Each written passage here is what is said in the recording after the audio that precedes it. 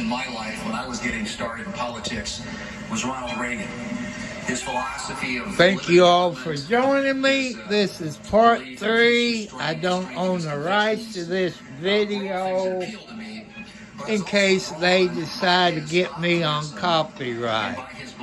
But I do not own the copyrights to this, just letting you know. One of the things that resonated throughout your campaign was the unshakable belief in our country and in her citizens. You remind us of everything that's possible in America. I'm looking forward to working with you over the next 4 years to build up our great country. It says in the scriptures that if you ask for wisdom, it will be given to you and given to you generously. And so I pray, and our prayer is that God will richly bless you in the years ahead and grant you not only strength, but wisdom. And ladies and gentlemen, I ask you to join me in raising a glass to the President of the United States, President Donald Trump. Hear, hear.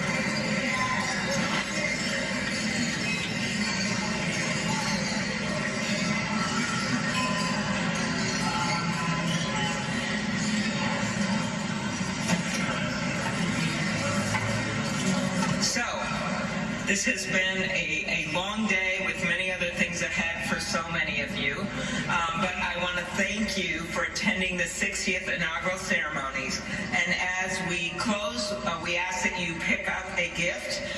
All of our guests are going to get a set of commemorative glasses in embossed leather featuring the Great Seal of the United States, which Senator Fisher and I selected together, and maybe Senator McConnell added some bourbon from Kentucky. Just saying. It is now my privilege to conclude this luncheon by asking Margaret Kibben, the chaplain for the House of Representatives, to deliver the benediction. Thank you. And we know we love this eagle podium. It's pretty good, Mr. President. You know, I wouldn't understand why would a TV station get somebody on a copyright law on an important day like this. But, well, you figure that's the federal government in D.C. Your successful moment in the experiment that you have entrusted into the hands of the American people. We pray your blessing on our 47th President of these United States, Donald J. Trump, and Vice President James D. Vance. Ensure that this mantle of singular responsibility that you have laid upon our President's shoulders remains secure in your will and safeguarded in your keeping. Uphold him as he preserves, protects, and defends the Constitution to the best of his abilities, relying on your divine help.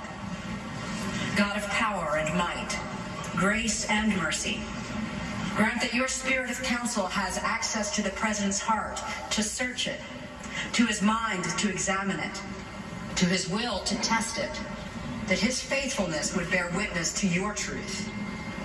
Surround him with angels and advisors who will serve as your agents to guide and guard him. Caution and encourage him to remain upright and blameless in your sight. Buckle the belt of truth around his waist. Place the breastplate of righteousness over his heart. Fit his feet with readiness, that your gospel of wisdom and justice will shine forth throughout President Trump's administration. We offer this prayer to the one whose voice we follow to guide all that we do and all that we hope for. Amen. Ladies and gentlemen, please be seated. Please remain at your seats as President Trump, Vice President Vance, the Joint Congressional Committee on Inaugural Ceremonies, and the official party depart National Statuary Hall.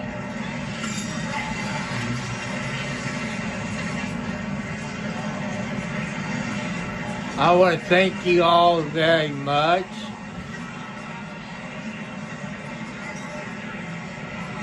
And we are watching the end of the ceremonies up on Capitol Hill. Donald Trump's remarkable return to power, inaugurated as the 47th President of the United States. He gave an inaugural address, then spoke to an overflow crowd in Emancipation Hall, and then this delayed luncheon that is just wrapping up just at about 4 p.m. Eastern Time. But the day is not over. There is much more ahead.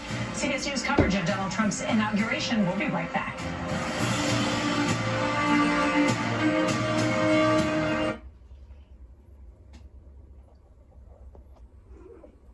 So I'm just turning it off where Can you run and see if she has any they won't, videos? you all won't see the TV station that I'm watching, and you know. But like I tell you all, I do not own this video. Major 144, 112. I just want to let you know that. But I guess YouTube doesn't like Donald Trump. Maybe that's why, or the broadcast station.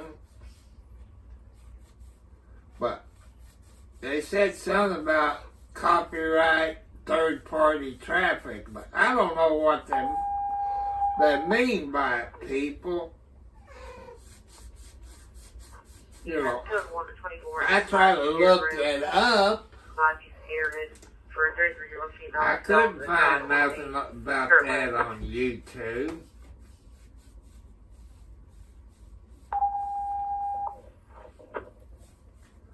But something like that, even your TV station shouldn't complain about that. You know, I think it sucks. But, you know, people watching the video and they living where you are, why would you penalize it?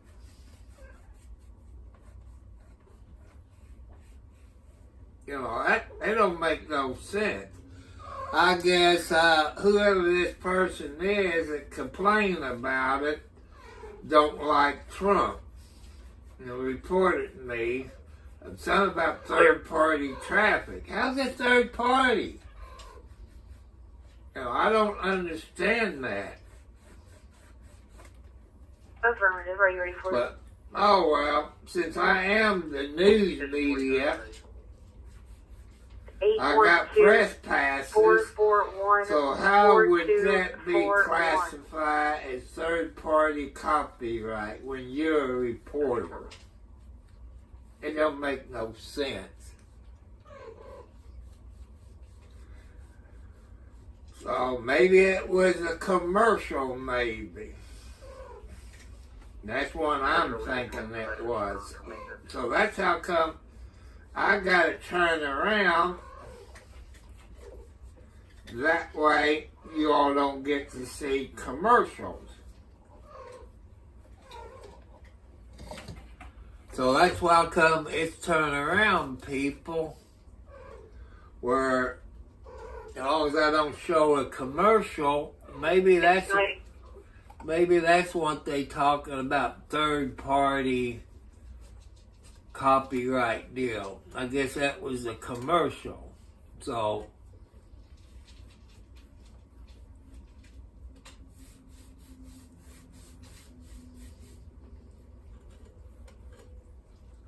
I think that's what it was, people, the commercial. Chelsea, Cheyenne, Weston.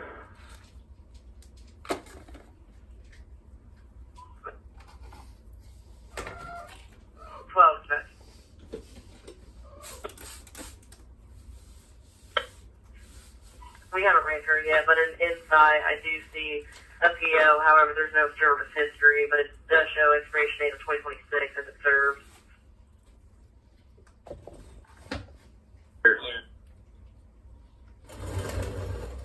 Well then, Chelsea's going to be service bound.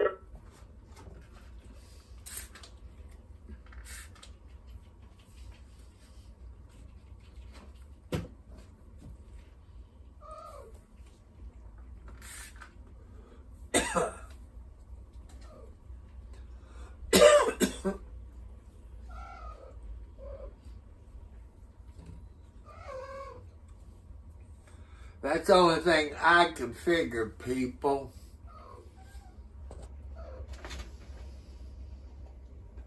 He is shaking hands with everybody that comes along. Congratulations, Mr. Bender.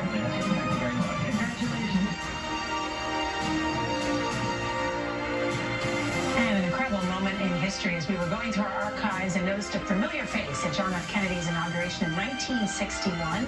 That's John Dickerson's mom, then known as Nancy Hanchman, who covered the inauguration for CBS News. And welcome back to CBS News coverage of the inauguration of Donald Trump.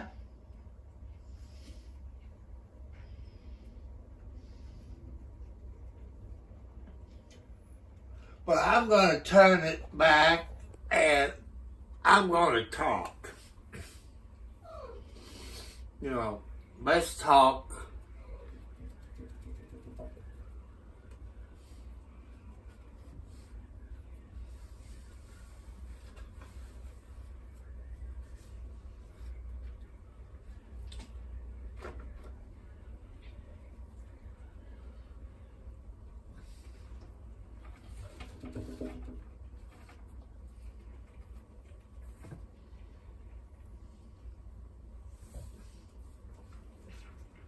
So we just talked for a while, people.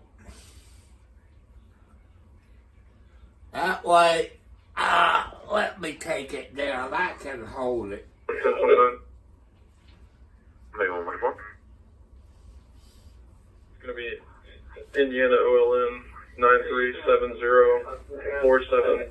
This would be for Hispanic male in Indiana. But I never got in trouble like that before. What? What?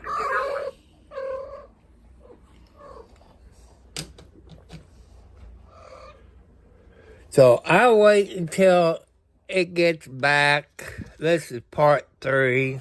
245 is available. Engine 45?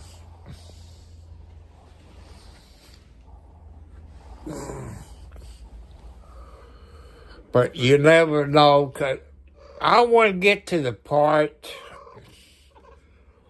where Trump gets over to the other place and sign some paperwork.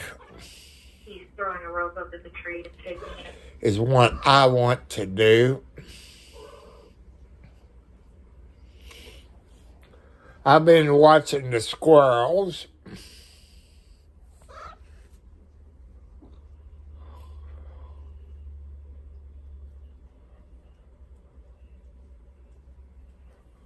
But I just don't understand how the government can be so crooked. Last name Sam Shannon's first name Brian, Bryan, January 1st of 2000.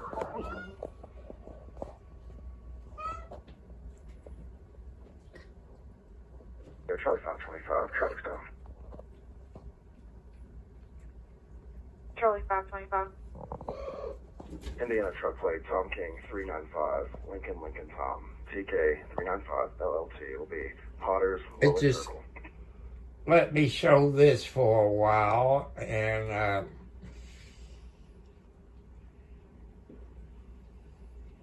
Trespass from Ben's per management.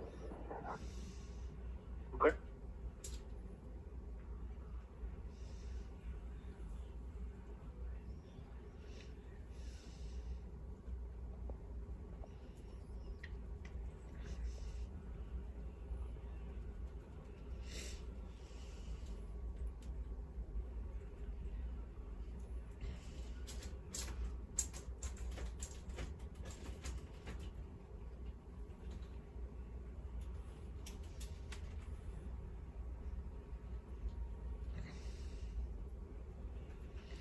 no, get out.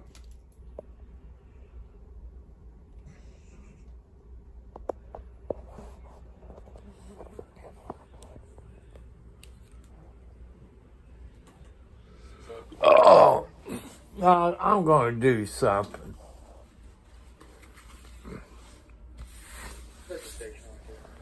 How about that? Is that better, people? I know Halloween's over with. God, Oh, I hurt my hand.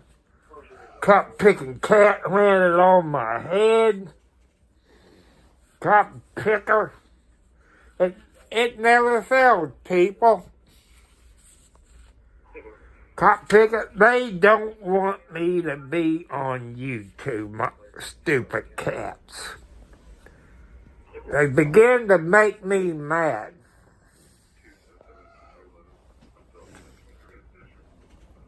But I'm going to try to drop my tripod down a little bit.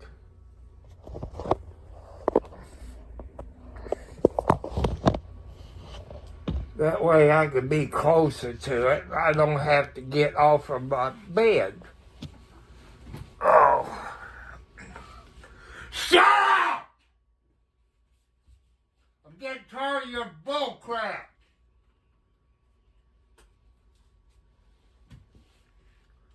I like getting on YouTube, Cass, but you're getting to be a pain in the butt.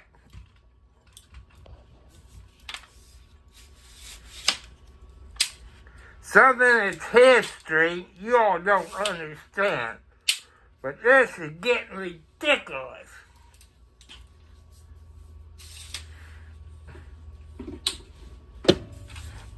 Adam 19 is interior activation apartment.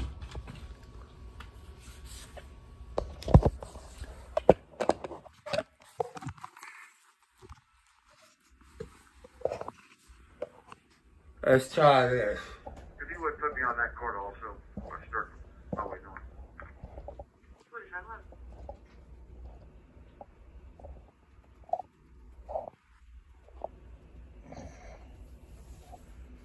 I guess as long as I don't show... Nicole Kelly with that update as the Senate is trying to get back to work and begin processing and approving some of the president's nominees for his cabinet positions. Want to bring in moderator Face the Nation, Margaret Brennan. And Margaret, as we look at the number of these officials, governors, senators, and more that Trump has chosen to fill out his cabinet, which ones may be in jeopardy or face a big challenge? Well, we know the ones who don't even have a date yet to have their day of questioning are particularly in focus. Kash Patel, the choice to run the FBI in particular.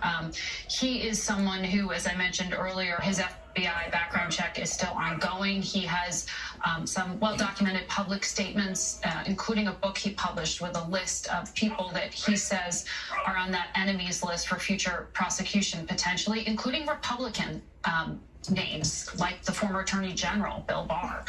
He's got a long list of things senators want to question him on. Even people like Lindsey Graham, who was on Face the Nation yesterday, said he wouldn't say no matter what he's a yes, but he's probably a yes. You also have we already talked about Pete Hegseth. It sounds like the committee vote on him out of Armed Services may be happening, but there's some questions about when it gets to the floor. You have two new senators who are going to be sworn in. Those Republican votes are very much needed, even though they have the majority. There are still some questions about someone like RFK Jr. Also doesn't have a hearing yet scheduled. What we know, and it's been published in a number of newspapers recently, in the Washington Post and New York Times, there are financial disclosures for RFK Jr. that have not yet been fully gone through with the committee, and maybe holding things up as well. So that's beyond his vaccine skepticism and some of his public beliefs. It's so I'm just going to sit here the paperwork process and is talk challenging. right now. Yeah, I like Robert F. Kennedy Jr. I think he's a pretty nice, I think he's a pretty nice guy.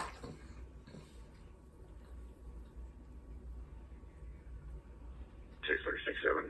Let's go with the first 28 and go with trust. C. Charles, B. Boy, C. Charles, 451. Charles, Boy, Charles, 451. Break for a second. 36-7. I'll have to move some. But I'm trying to figure out the process, of everything go on. Because they don't teach that in school and history class, anything like it that I know of. They need to teach it. But since today is Martin Luther King Day, schools is out today because it's a federal holiday. I hope the kids that's in school is staying home and watching this on their TV station. Because, people, this is history. YouTube, this is history.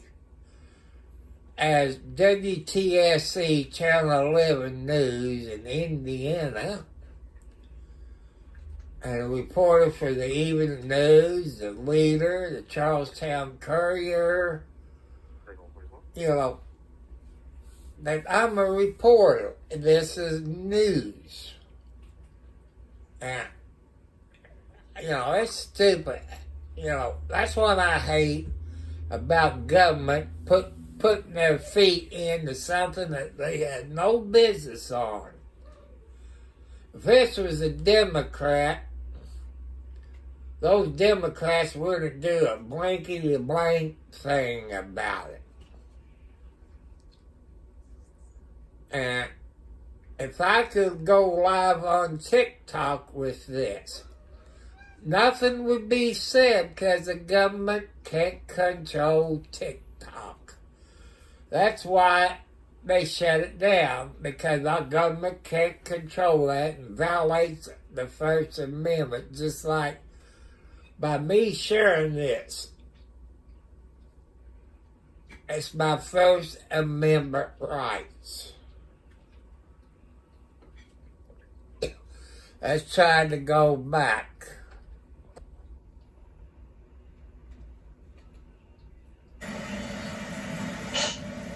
That's the Joint Committee on the Inauguration Ceremonies. Ed O'Keefe is here with us. Nora, good to be with you. We should remind viewers. So, you know, that's how our government works, people. They're crooked. I've seen other YouTube channels stream the same thing I'm streaming. They don't get in trouble. It's just me. But somebody's violating my First Amendment rights. How can it be third party? It's not third party traffic. Maybe first party traffic. That's my opinion. But this is history. This is about President Trump, our commander. God saved his life, people, when he got shot back in July. You know, I say Trump is God's second child that he put on this earth.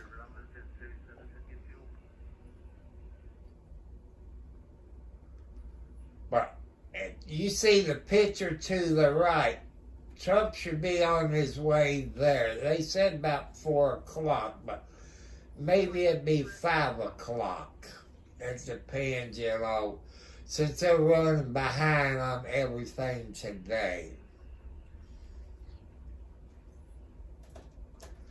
But I want to thank you all that have subscribed to my channel. Give me the thumbs up. Happy birthday. Happy anniversary if you got married today. This is a national story for all YouTubers, Twitch, or whatever. This is a good story for everybody. It's history. And Paris Climate Accord, that all goes back. Remain in Mexico, things like that. So all is new. National emergency. Yeah, those are all southern things, border. Exactly. The new stuff is, for example, restoring the mandate that federal employees work from the office most of the time, if not all the time. That removes a COVID-era policy that was put in place during the Biden years. Ending diversity initiatives. And ending diversity, equity, inclusion initiatives. We saw some agencies move quietly over the holidays to end them already. The rest will have to be ended in the coming weeks. And then taking more aggressive steps like characterizing these drug cartels and international gangs as terrorist organizations. That's a big, bold move that he had proposed during his first term. Didn't take it. Now argues, given the times and the political mandate that's there, that he can do that now, even if it draws the ire of Mexico and other Latin American countries. I have a question. If the president signs orders designating some of these drug cartels as global terrorists, what does that mean, and how does that enable him to use, for instance, military force against them? This is one of those really thorny and complicated issues for a variety of reasons. That being Send one of them, I believe you talked brother. to Mark Esper, the former Secretary of Defense, saying that Donald Trump had wanted in the first term to actually bomb locations inside of Mexico. Not only, I think, at this point, our largest trading partner, but a huge partner on a variety of fronts. One of the reasons why, when members of Congress have floated this and the Biden administration didn't take it up, is also how complicated it is within Mexico internally and the existing government. What does designating a terrorist group and all the things that come with it in terms of sanctions and all the things that come with it in terms of trying to stop access to the US dollar, for example, mean when you're trying to do business with a government that does have ties to cartels at times in certain governments? I'm talking to your kids out there. This is history. I don't think it's in your history book or government class, whatever they classify it in your school. So I'm trying to teach you a little about history and stuff like that. Is what I'm trying to do. Teach you some history. Because this is part of history, people. No matter how old you are, this is part of history. You only see this every 4 years. I was born during the Korean War, a veteran. And I guess you two don't like veterans.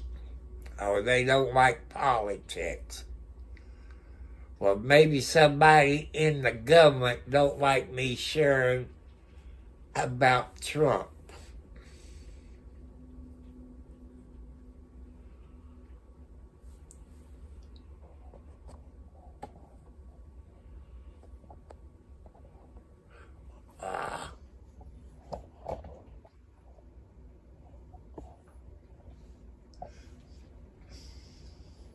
Pointed out just a short time ago has been repurposed for this viewing of the troops. This is something that would normally take place out on the east front of the Capitol. Obviously a concession to the weather. It has been brought inside. Normally, these representatives from every branch of the military would process past the President of the United States. But because they are indoors, less space to move, we're told that he will walk past them, acknowledging each unit one by one. People, that looks like Trump's face is sunburned.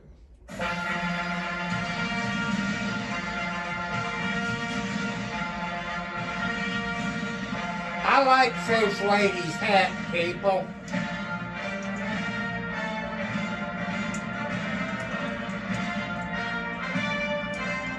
Army, Marines, Sigma 5 General. There's the Navy, the Air Force. Or ruffles and flourishes, and then hail to the chief. Unless they're talking about the music being third party. In chief, and is advised by a civilian, the Secretary of Defense.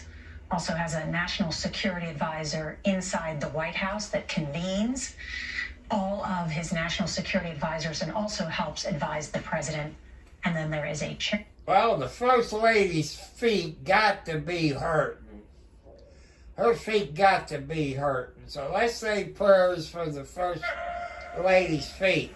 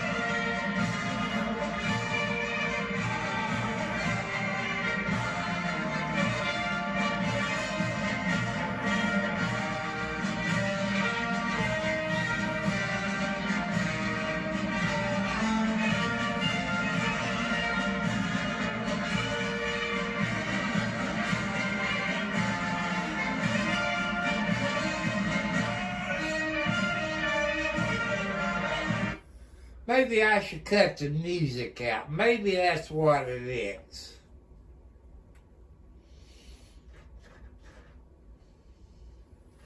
That's what I do, people. I'm cutting the music out. Go ahead. But the Navy owns the music. Negative, what you got? CPR in progress. 3531. Report. Have a female by yourself doing CPR and husband. He does not have an AED.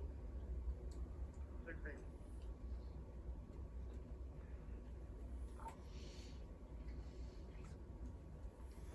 Oh, First Lady is sitting down. Negative. Old Elvis Play.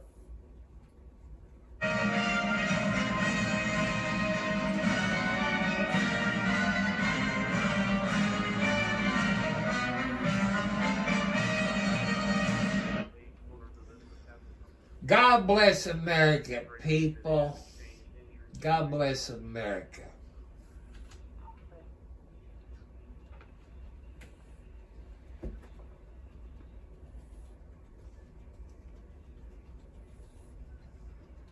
So I'm showing this, but I'm cutting the music out. Because I think that is copyrighted. But I just want to be on the safe side and not get in trouble. But this is history. You know, I don't think they teach us in history anymore.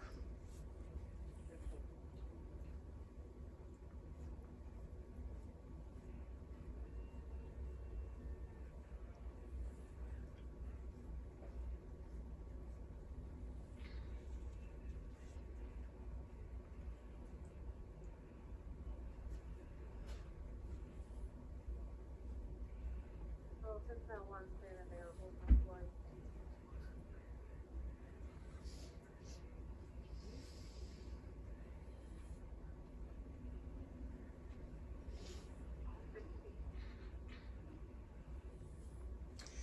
People, this is part 3. I'm doing it in parts to give you all time to take a bathroom break and all this. So I'm giving you all a chance to learn some history. If you got kids, it's in high school that got government or history, this will help them out in school. That learn about what the president does on today's date, of every 4 years. That is why I'm sharing this, no matter if I get in trouble. But I clicked on the email where I can appeal it. I can't do crap.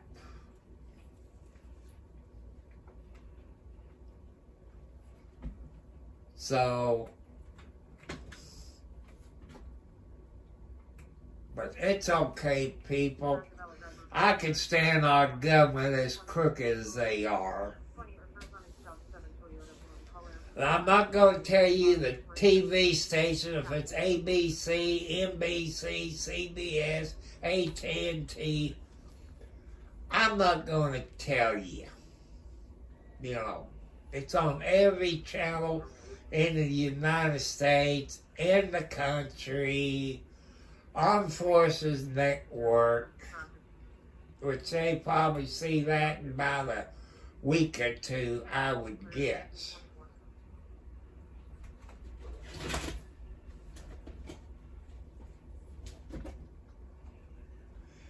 If I remember right, Trump was in the reserves or something. I could be wrong on this, people. I could be wrong. First Lady looks like she's tired. She looks like she's tired. I believe that's the army, you know, I think.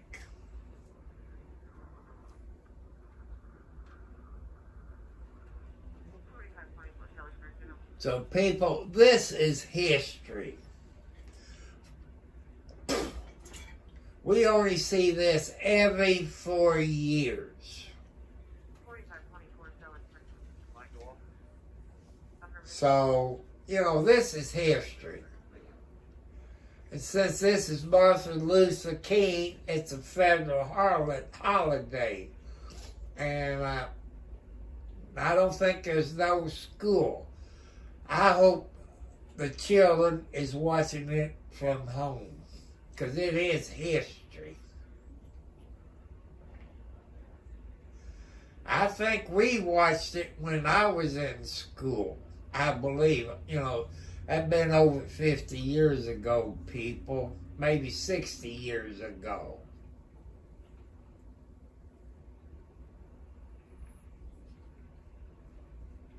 There goes the First Lady and the President. God wants America to be great again, people. God wants you to put your faith in the God. God saved President Trump when he got shot back in July. I believe God sent Trump to make America great again. That's only my opinion.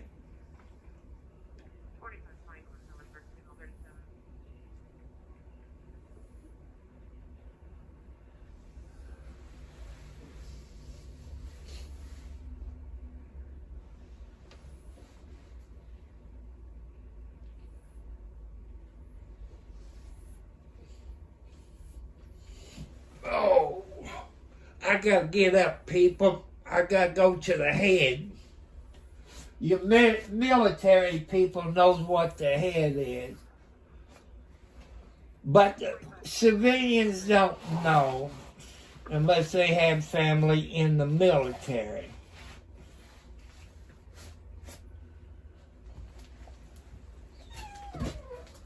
What?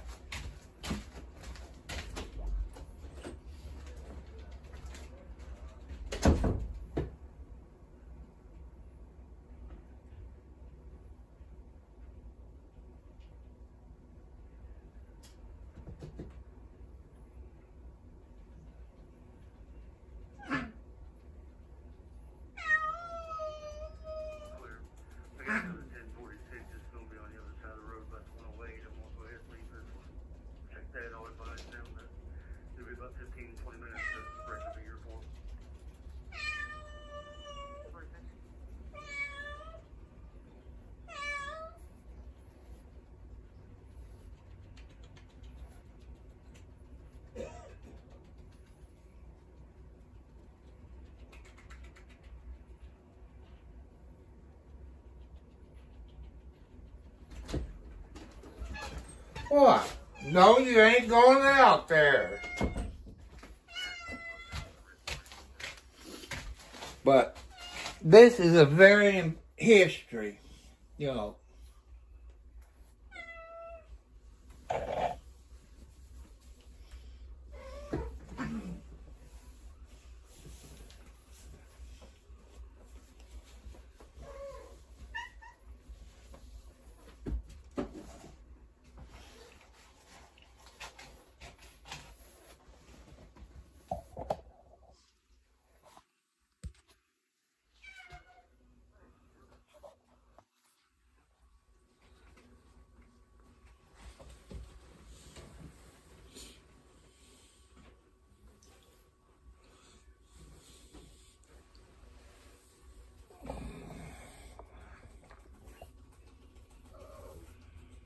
So I want to thank all of you. Hi, everybody. Central units for suspicious person stable on Young County. 144.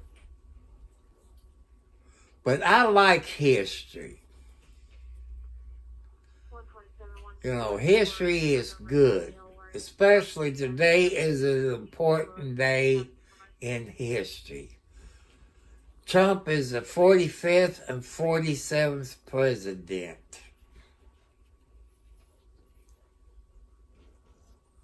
And that's why I'm bringing it to you.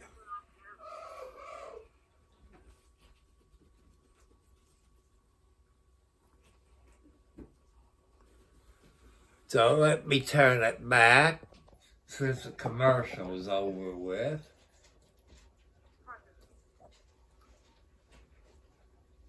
Make their way to the east front of the Capitol and scheduled to depart shortly. Want to bring in Robert Costa, and because this was a remarkable comeback by Donald Trump and inaugural address in which he outlined many of his passions and priorities. That's exactly right, Nora.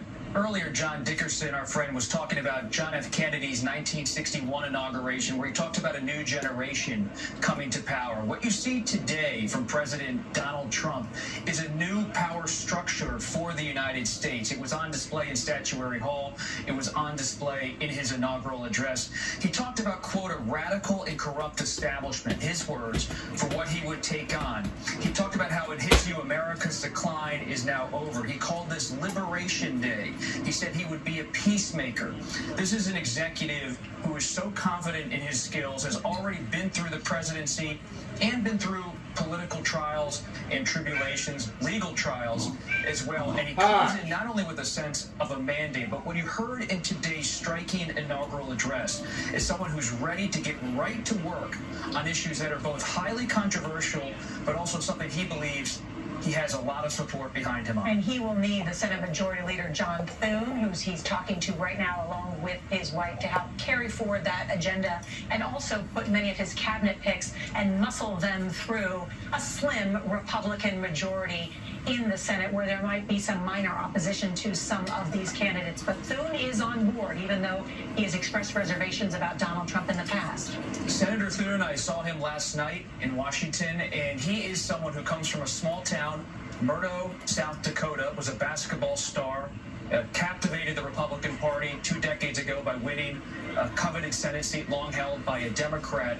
And he is someone, I'm told by his allies and colleagues in the Senate, really is able to build a rapport with President Trump. They're not similar in personality, but he recognizes that this is Trump's party. He wants to be someone who helps Trump get the nominations through. Perhaps Senator Marco Rubio for Secretary of State tonight. CBS News has learned from our colleagues that Senator Thune just told reporters he hopes to get Rubio done for Secretary of State as soon as possible. You're not going to see the same tension you saw with Senator Thune that you saw with Senator Mitch McConnell when Trump was first in the White House. Let's go to our congressional correspondent, Scott McFarland, who's right there for us on the east front of the Capitol with a view of everything. Scott? Yeah, the motorcade is beginning to queue itself up for movement here to bring President Trump from the Capitol the short drive to the basketball arena where the crowd has long been awaiting him. You see the conversation, Bob notes it, with Senate Majority Leader John Thune. It's a key relationship, obviously, but I'm going to watch for a different dynamic. The House Democrats may be the firewall for those who want to contain Donald Trump's instincts here and his legislation. Donald Trump is entering the presidency with a particularly narrow majority in the U.S. House for Republicans. Just 1 or 2 votes can swing anything. And just today, Nora, another House Republican stood down to join the administration. Mike Waltz of Florida is no longer... There goes the beast. He is to be the national security advisor, making that an even razor-thin majority for Republicans. It's going to be difficult for Trump to navigate through this House majority to get legislation passed in the coming months. It's an excellent point and something we'll be watching very closely as the president relies on this Republican majority, albeit a slim one, in order to move through much of the ambitious agenda that he has laid forth with and was elected by his supporters to carry out. And we'll continue to watch this motorcade. I want to bring in Terry Sullivan, CBS News political contributor and the former campaign manager for Marco Rubio's 2016 presidential race. And Terry, how do you see how President Trump will govern? Yeah, look, I mean, we heard it in his speech when he talked about a new golden age in America. He's going to hit the ground running. We see this with all these executive orders. He's aggressive, and he's far better prepared this time. I think he and his team were even caught off guard last time.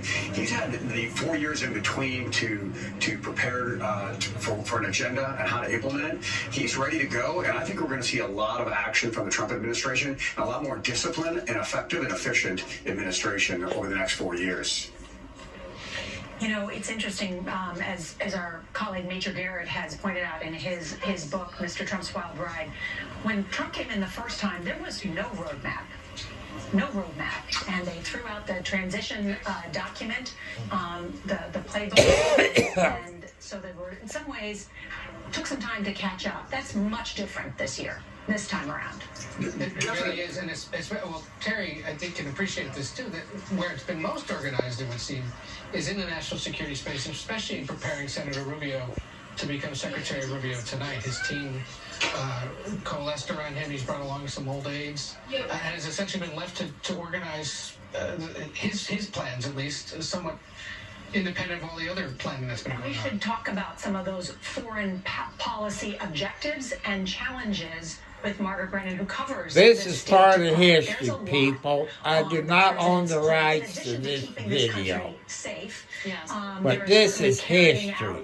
This is public news. Israel-Hamas plan. My First Amendment rights. Maybe some more female hostages released soon. Is that right? Yes, around day 7 of that accord, and Americans would come after that. The 3 remaining Americans are male. And that's just one piece of what is really a Middle East that's being reshaped because of a much weaker Iran. But we have to see who Donald Trump puts in some of these key roles to implement that. But he's coming into power, and I thought it was so interesting, Nora. It is such a tense moment in time, and he said in his inaugural address, people, the first time Trump was president, he learned quite a bit. In the 4 years he was in there, the 4 years out, he learned quite a bit about being the president, you know.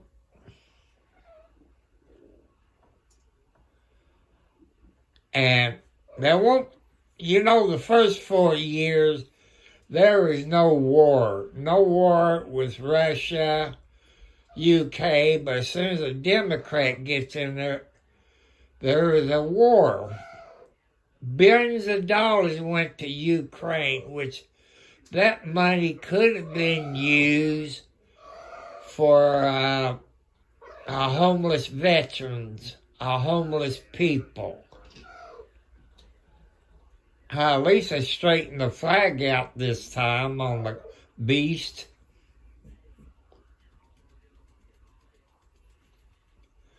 But I want to thank you all that has subscribed to my channel. God bless you all. God bless America. God bless Jesus. And God for giving us another, his son. You know, God spared Trump back from July from getting murdered. You know, I say the Democrats is behind it, but I'm a Democrat.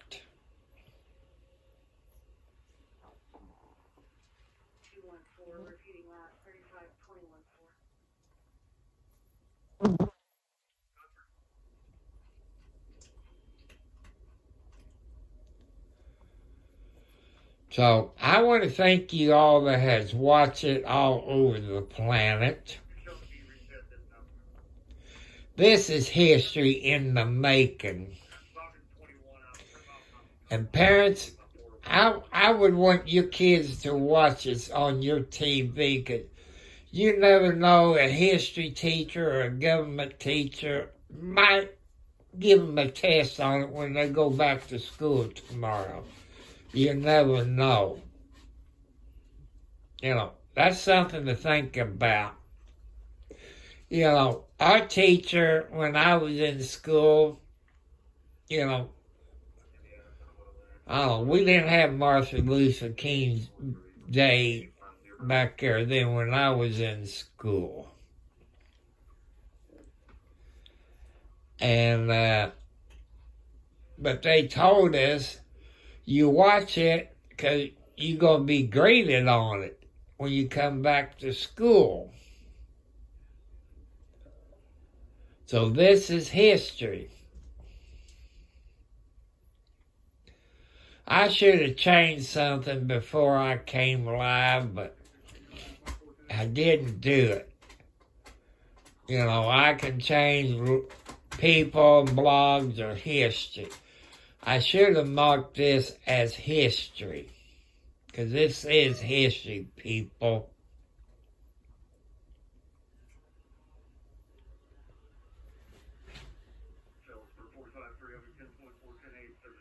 Donald Trump has become, in some ways, this conservative movement leader, at least rhetorically, for some of these folks. You do have the president of Argentina also, we saw in a photo earlier next to the Italian prime minister, Javier Milei, is also really... So I hope you all like it. You might be somewhere or a different time zone, and you can watch it, because it might not be in your country. Maybe your country don't allow this. You know, I'm sorry if, you know, I don't want you all to get in trouble because of me doing some history lessons.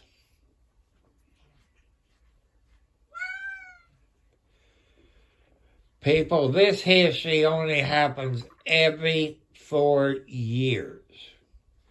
Around January the 20th, in that time frame. So this is history.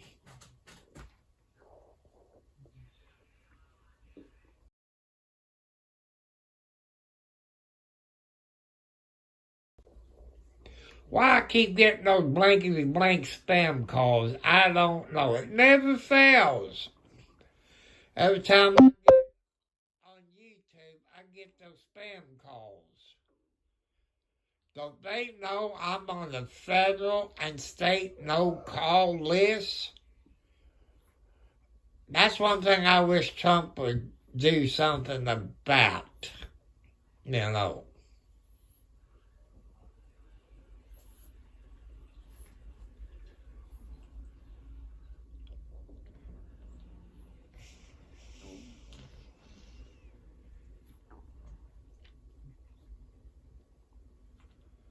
But people, that's okay.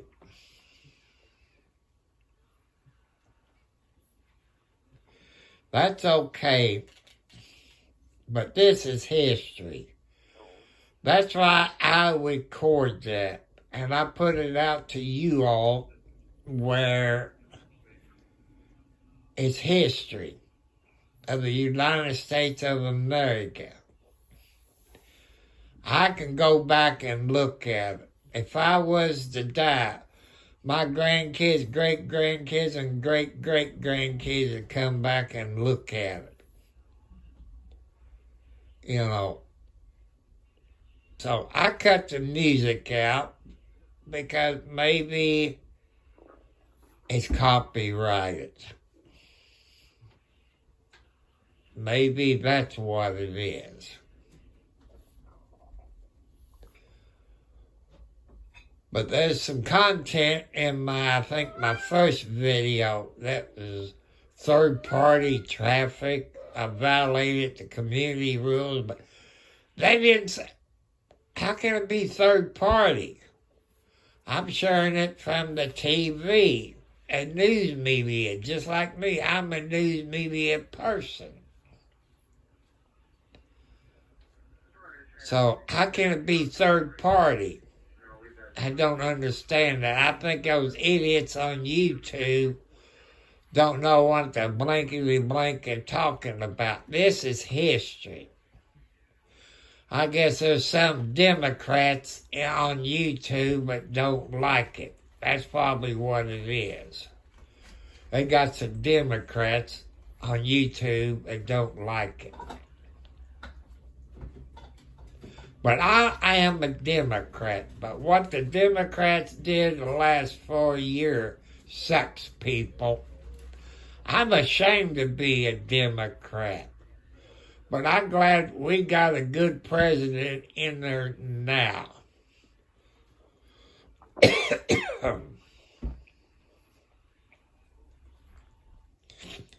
That's only my opinion.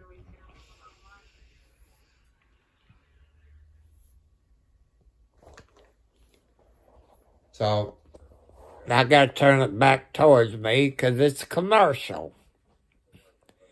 Maybe that's what they're talking about, third-party rules, I guess. So, I'm going to put it back up here in my... if I don't lose it.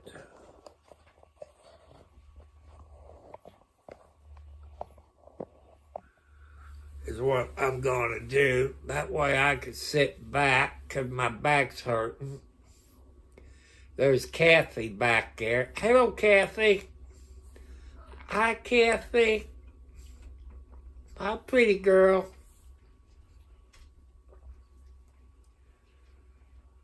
But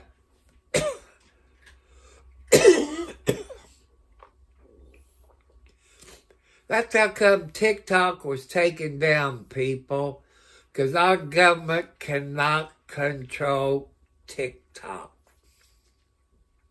Like YouTube, Facebook, they can kick you off of YouTube or Facebook because the government can control that.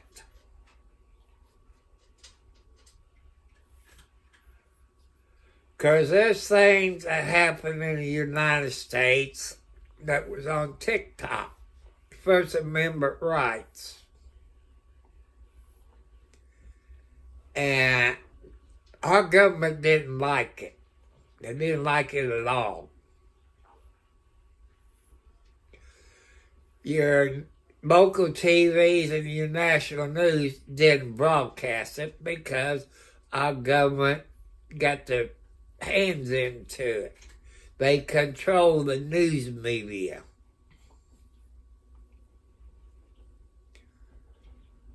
And that's what I don't like. But, you know, Trump on TikTok had about 15 million fans, give or take a little. And that helped him one because he got people from 18 to maybe 30, 40 years old that helped him win. The only other president I know that got the votes and popular votes, I believe, was Ronald Reagan, I believe. That was pretty good.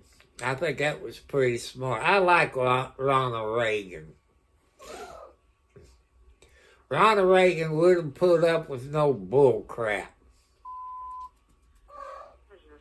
And that was good. He was a good president. Till a young person decided to shoot President Reagan and what was the other guy's name? Brady? And so let me turn it back on. The commercial is over.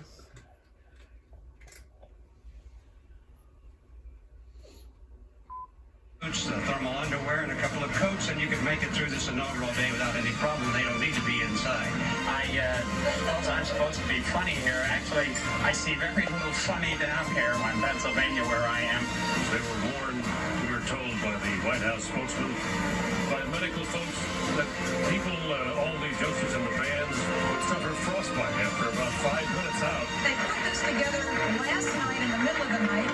I'm told about 4 a.m. they decided that this would be the place because the bands couldn't come to the president. The president is coming to the bands. It's a good day for constitutional government and a good day for your monks. Dan Rather always had his one-liners. Look at that. That was how our CBS reporters in the...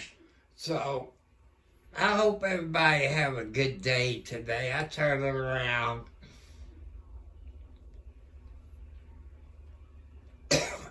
And I just don't want to get copyrighted, people. As I tell you, I do not own the rights to this video.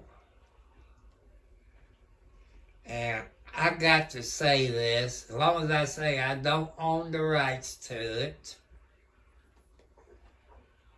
But that's what I'm doing. I don't own the rights to this video.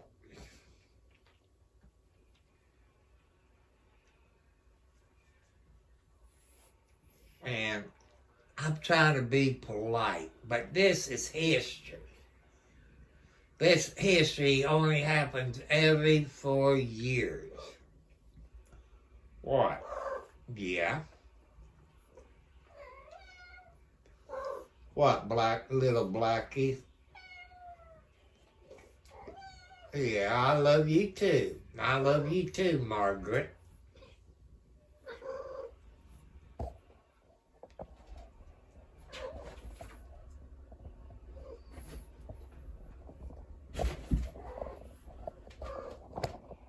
Oops.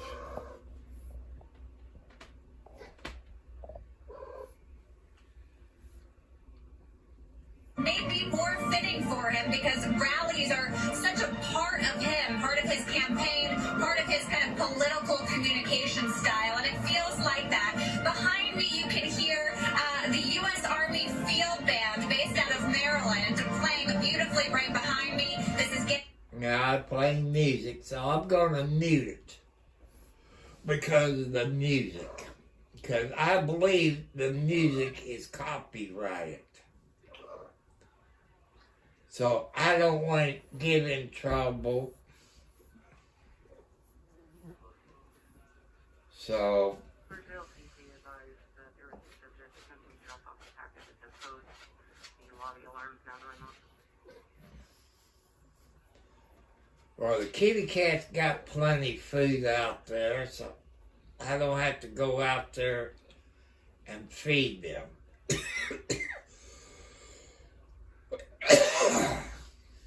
Excuse me.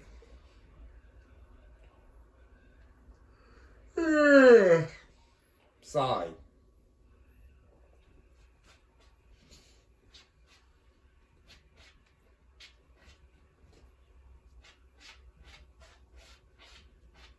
Yeah, I love you too, Margaret. Yeah, I love you. Yeah, I love you. Yeah. Yeah, I love you. Yeah, my baby. Yeah, you're my baby.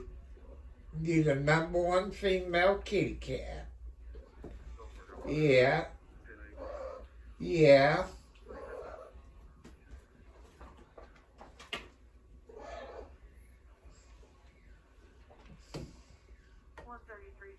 is the transient male panhandling, white male, blue shirt, blue jeans. What? What, little Blackie? What? Yeah, I love you too. Come on. Your mama's over here. See your mama? You see your mama, Wildcat? Come here. Come here. Come on.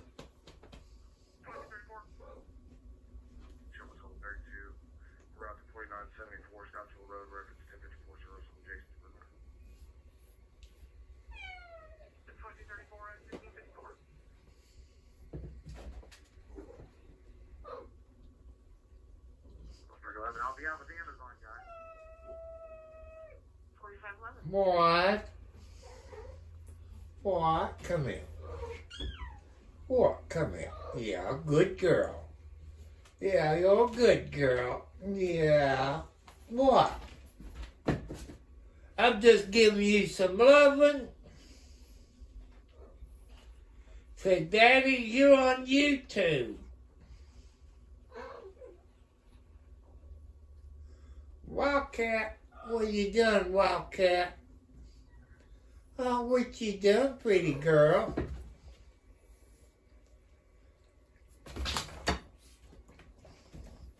You know you're not supposed to be on that table. Or the desk. I guess table or desk, it would be called. Let's see if they play. Yeah, they still playing music until Trump gets there. It's an army band.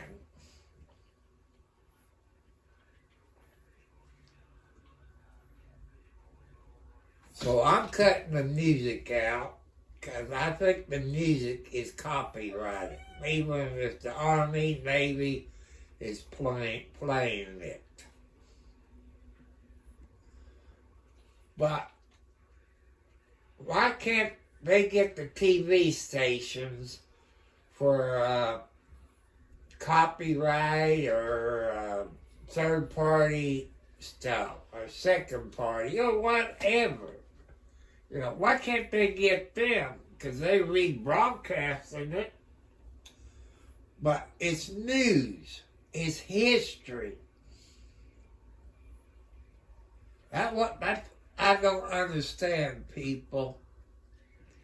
This is history.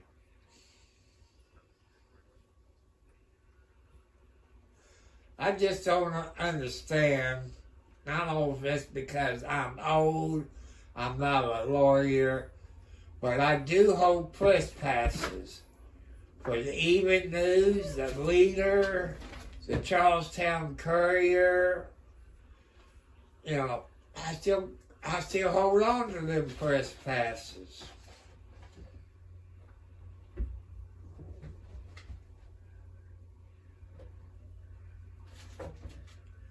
But this is history. To move forward with. And then the coming days, though, will be about Capitol Hill. Can he really start to put together legislation on taxes and on the border? One of the executive orders regarding the electric vehicle mandate that he pulled back was actually something lawmakers didn't want him to do because they wanted to hold the savings from that potentially for that big spending bill that they're trying to do, called the reconciliation process, as they call it. They needed the funding from that to justify doing that bill that way. The other thing to keep in mind, there may be hundreds of executive orders. There goes the music, so I'm muting it again in about a second, but I'm keep saying I don't own the rights to this video. This is news. This is history.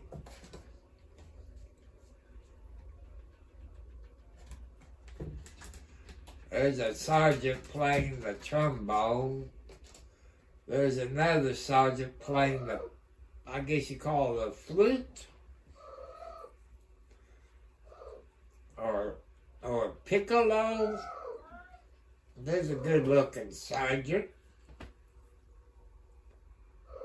There's another lady. But if you heard Trump in the other videos, back when Biden took over, they made it mandatory if you was in the armed forces that you had to take the shots for that virus. They refused. They got fired. And Trump said today, people, that they will have their jobs back with back pay and what rank they would got in 4 years. So I think that's pretty good of Mr. Trump. A 45th and 47th president. I think it's very nice of him. Biden shouldn't fire our service people because they wouldn't take the shots. That's unconstitutional in my book.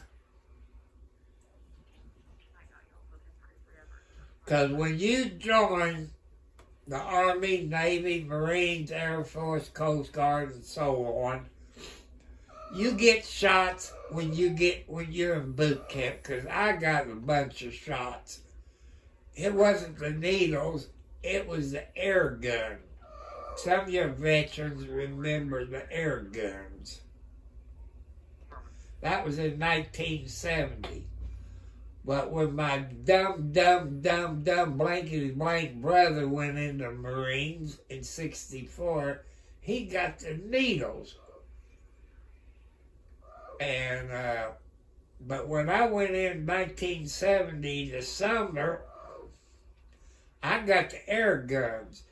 There was more chances of you catching AIDS by those air guns than anything else. Then I guess they stopped it. I think now they use the needles to give you your shots.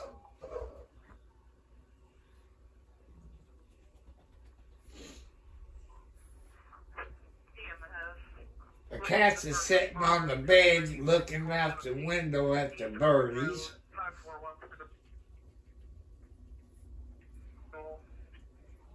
Come on, chump. Hurry up and get there or I can do this. Was that a squirrel or was that the woodpecker? Probably the woodpecker. No, I don't think it was a woodpecker.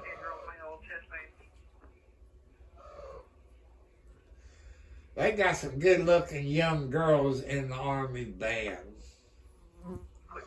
Ladies and your guys in the military, thank you for your service. I want to thank you for your service.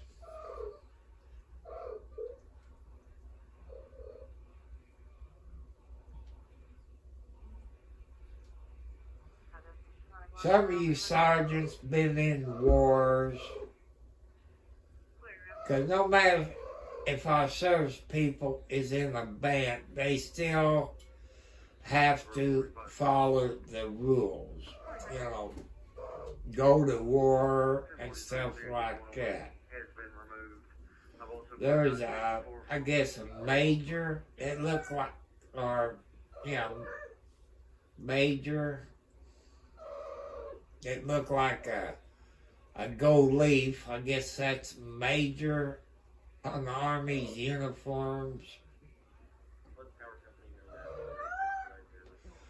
I want to thank you people who shares it on TikTok, Facebook, and all that. God bless you all. You either get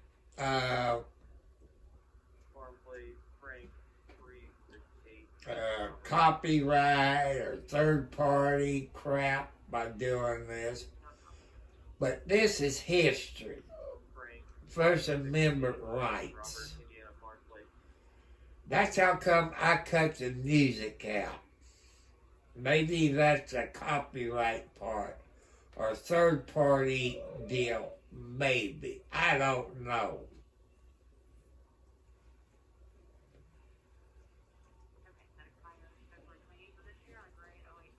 Since they stopped playing music, they're like... Actually seeing day one 10% or 25% when it comes to Canada and Mexico. At one point, he even said 100% when it comes to China as part of the Brazil, Russia, India, China nations. So we are expecting him to use it as a revenue tool, but also a negotiation tool. We are expecting him to try and renegotiate the trade deals, USMCA, with Canada and Mexico. But there's also this push to bring manufacturing here, jobs here. I do wonder, you look back, we have historical precedent how this worked under the first Trump administration. You know, yeah, people, if you get thinking back, when Trump came president the first time, as the 45th president, he brought all the jobs back to the United States. And we started having stuff made in the USA.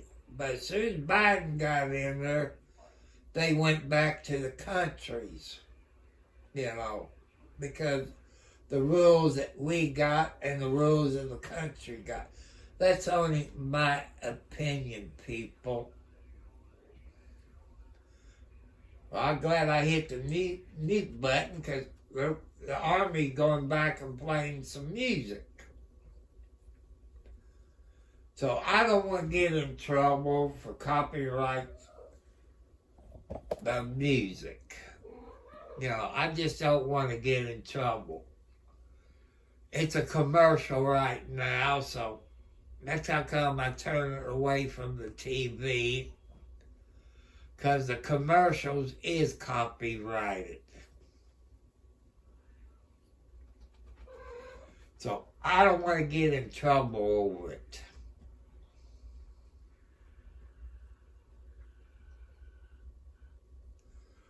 But if that's the case on commercials, how do YouTube get by with it on their videos or commercials? You don't get commercials on your YouTube until you get 1,000 subscribers. So, isn't that copyrighted? Do people who got 1,000 or more subscribers, do they get any of that money from the commercials? Which I've been told they don't. So, I think, in a way, YouTube is violation of copyright laws. That's only my opinion. Since I'm 70 plus years old, and probably don't know what the blankety blank I'm talking about. But I had to live stream this, people, because it's history. It's history of the United States. It only happens every 4 years.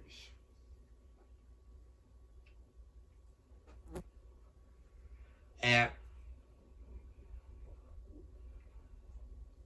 that's how come, people, I like to get me a computer. Since my laptop died. But I wanted a desktop because it's cheaper than a laptop. To what I want. They said I need a gaming computer. At least 2 to 4 TB of hard drive.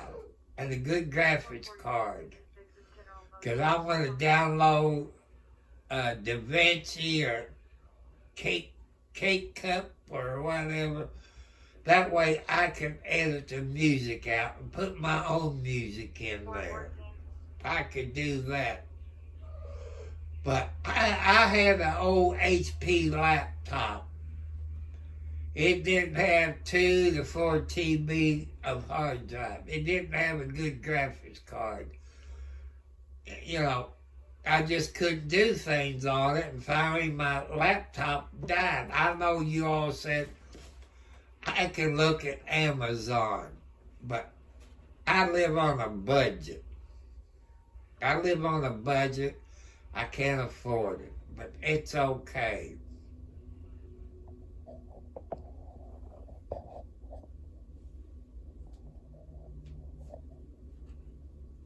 Inauguration of Donald Trump. It is chilly here in Washington, but the 47th president took the oath of office for the second time just after noon from the Capitol Rotunda.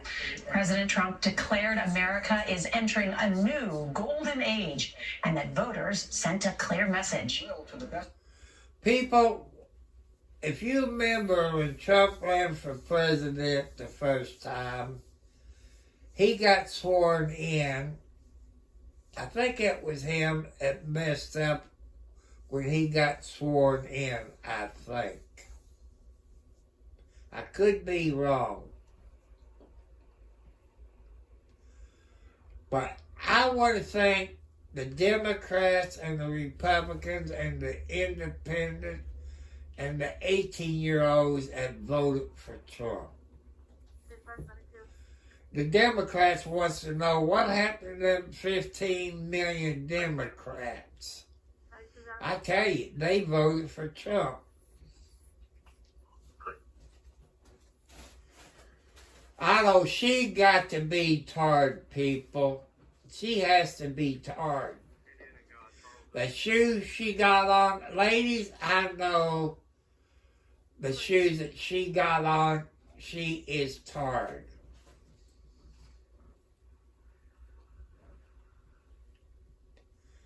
I guess she got high heels on, I believe, and it gotta hurt her feet. So let's send prayers out to the First Lady because her feet's hurting.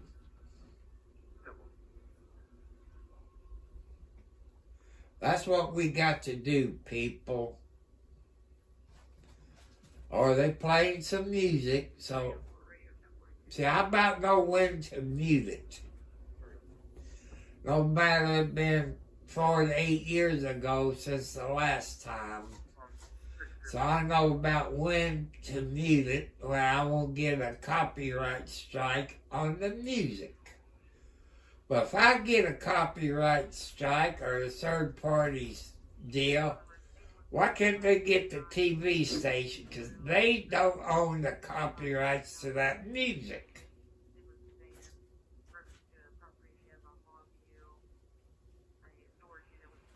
But I tell you something about President Trump. He helped me out.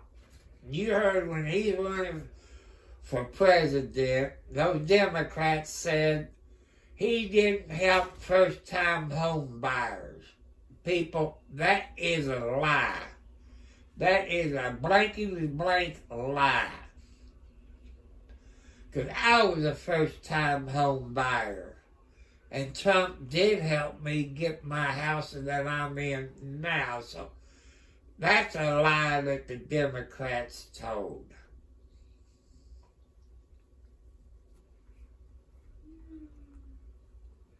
Because Trump did help first-time home buyers out. Because the other Democrats or Republicans, when they was in the White House, before they had email, I wrote letters to them. I never did hear back from them. I said, well, I'm going to send Trump an email to the White House. I never did expect to hear from Trump. Within 7 days, it was less than 7 days, and he said, Mr. Cartwright, I would send this email to the appropriate agency to help you out. I said, I'm sorry what you're going through and the people where you live is going through. Within 3 to 7 days, I heard from somebody from Indianapolis, Indiana, which is about 50 to 100 miles north of me. And which this guy's boss is the president.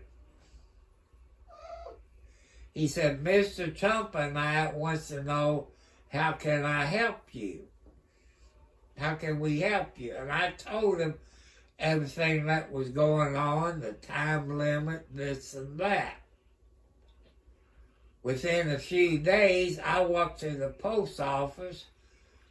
There's a letter from the government to help me out to buy my first house, what they call vouchers.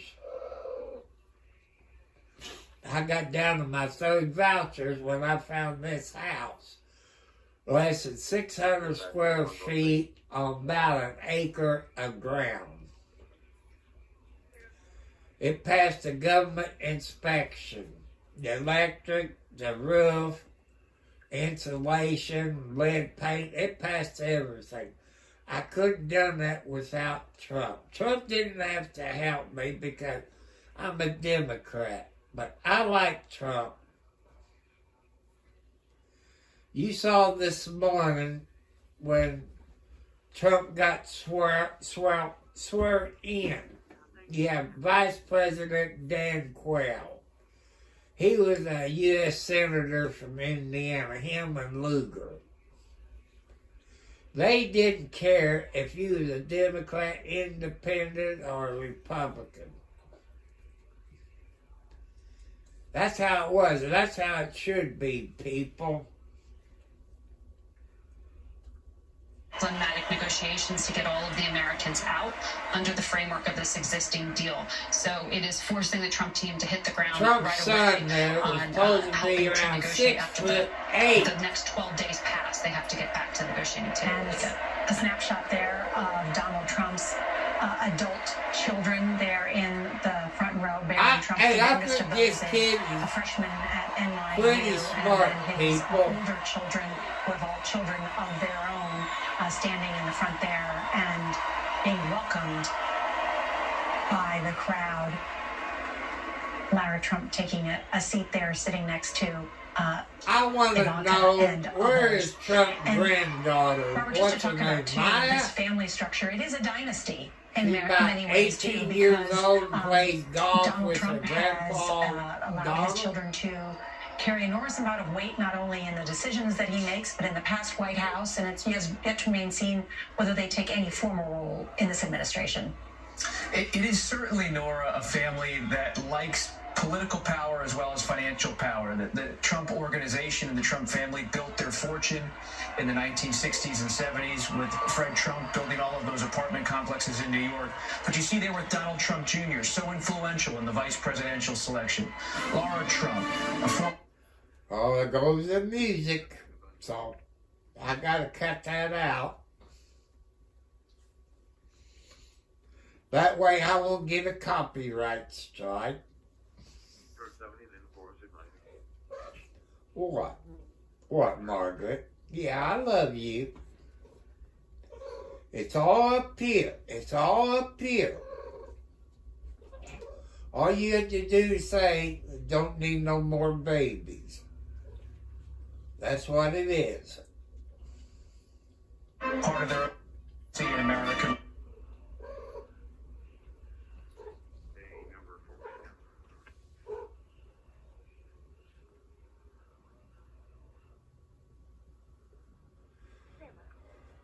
But people, this is history.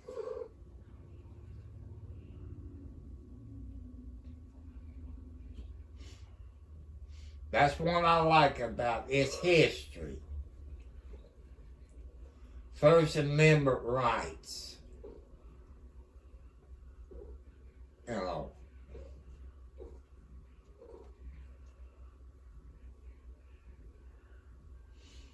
I want to see them executive orders that he's going to sign.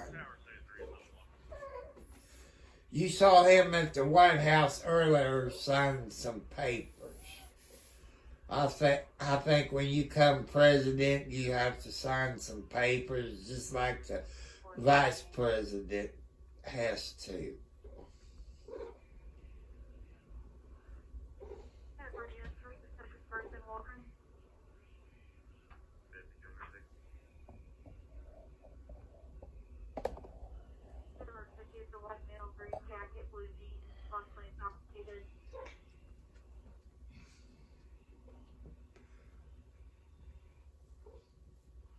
Susan Wild, incoming chief of staff.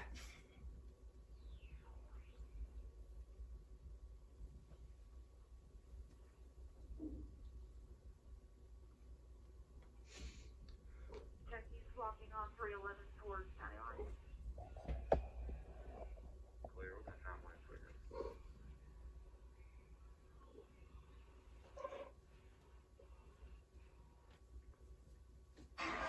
To change that, I'm just listening as we are awaiting the President of the United States and the First Lady on this stage. Caitlin Huey-Burns is inside the arena. Caitlin? Hey, Nora. Well, when the now first family entered this arena, the crowd went wild. And you're seeing the adult children of Donald Trump received, and you see Barron there on your screen. You know, Nora, it's really no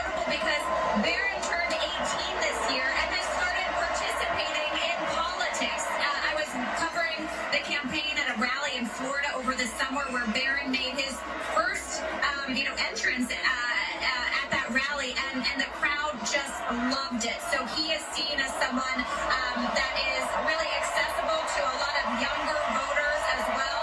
Was actually responsible for his father embracing some newer social media techniques and podcasts and other things to try to reach new voters here. But it's also been interesting to watch Melania Trump today, because she is someone who has been absent from the campaign, notably absent from the campaign. She was not by her husband's side through most of it. She was not at rallies. She was not at campaign events. We saw her at the Republican National Convention, and that was really the first time she kind of embraced this process. And so we know what her plans are. She said she's actually moving to the White House. She said she's going to keep a room there for Barron, her son, as well. Remember, he is a student at NYU, and Melania has been living in New York to be closer to her son, but she is planning to move to the White House and revive her Be Best campaign.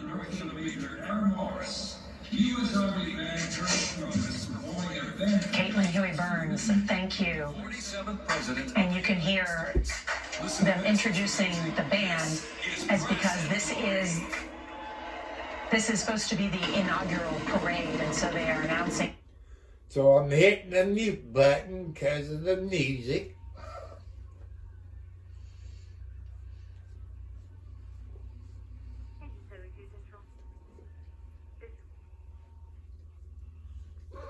Look at that big drum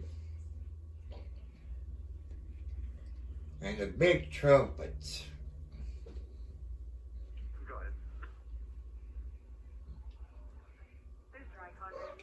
I'm going to say again, people, I do not own the rights to this video.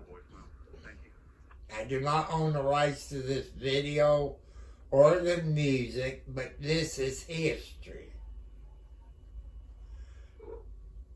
This is history. That First Amendment rights.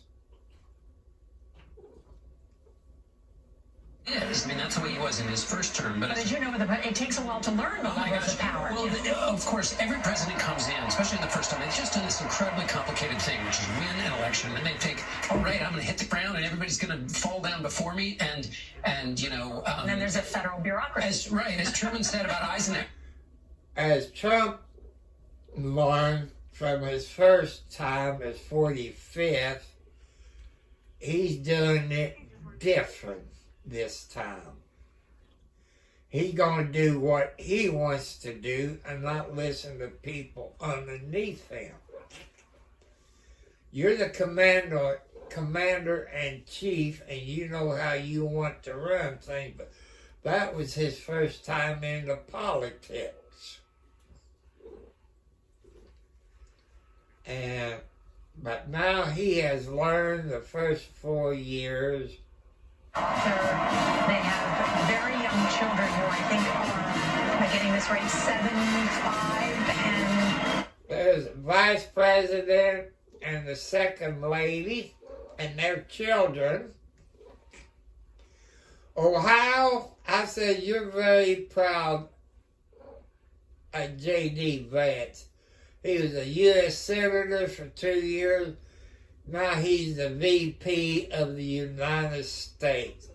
So the state of Ohio, thank you for raising a very good guy. I think he's from Kentucky, I believe, because I saw a video where I think it was him going to where his parents was buried, I think, last week. That's good to have young kids grow up in the White House. Usually it's the president. Now it's the vice president with the young kids. So God bless you, Vice President Vance.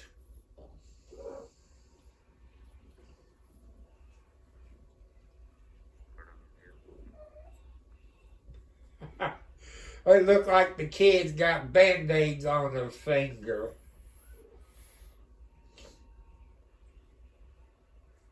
He's gonna have to hold that little girl.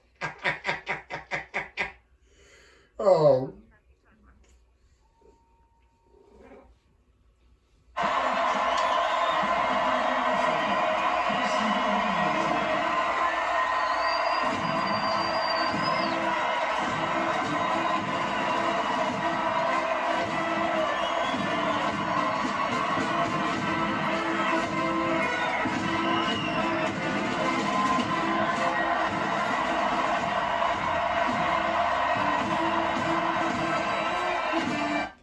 That's people, if you've never been to a president rally, the security is tight.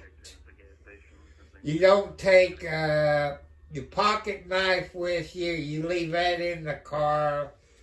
If you got toenail clippers, you leave them in the vehicle. Plus, they got drug sniffing dogs, bomb dogs.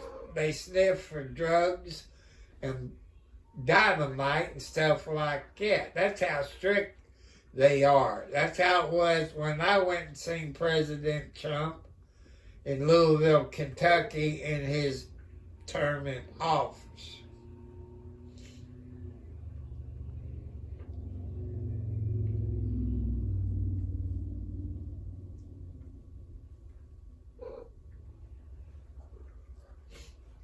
But people, as president does, the first 100 days is he's going to work hard the first 100 days of his being the 47th president. They all worked hard the first 100 days. And it has echoes of President Trump during the campaign, going to UFC fights and doing that long walk from the arena exit toward the center stage. He is someone who made his career not only in real estate, but on television, considers it.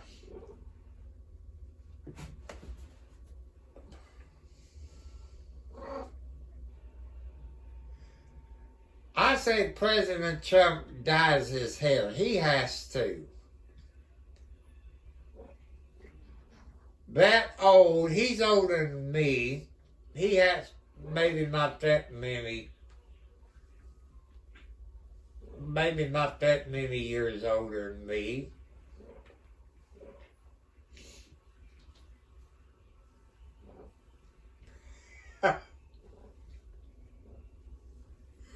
He got a very good looking first lady.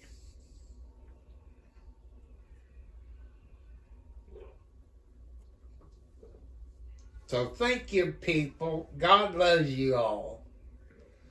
God loves you all very much. Let's make America great again, people, by putting your faith into God.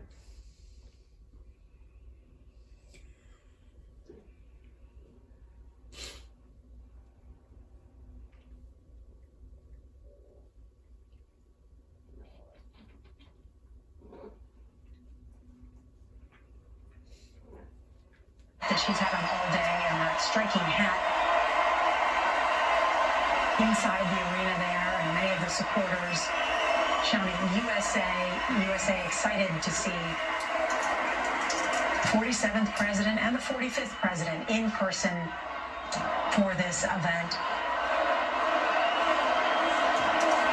We don't have a schedule or agenda for what will happen next, so it's not that I'm not telling you what we're expecting to see. We just don't know yet, and that's because a lot of this was changed at the last minute, and also because we're behind schedule. But we do expect to hear from the president, and I do mention those executive orders, which I do think is worth mentioning just how sweeping in scope those orders will be. Not only a crackdown on immigration, declaring an emergency at the southern border, but issues on climate change, energy, renaming landmarks. It goes on and on. And it's all designed to sort of wow or overwhelm critics and make clear to his supporters he's moving quickly, especially when Congress is going to take its time trying to get certain things done. But border crossings are at a 4-year low at this point. More of the challenge may be the internal law enforcement that he's promised in terms of rounding people up and deporting them. Uh-oh, some more music. Secret Service is going through the crowd.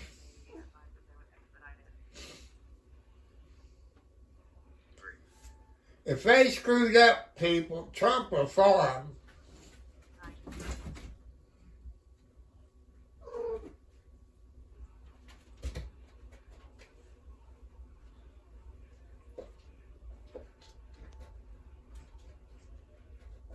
They look like police officers.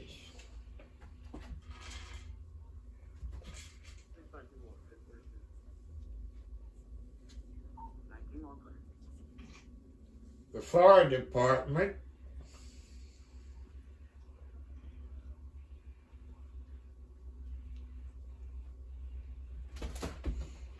Butler County Police. Oh, fire department.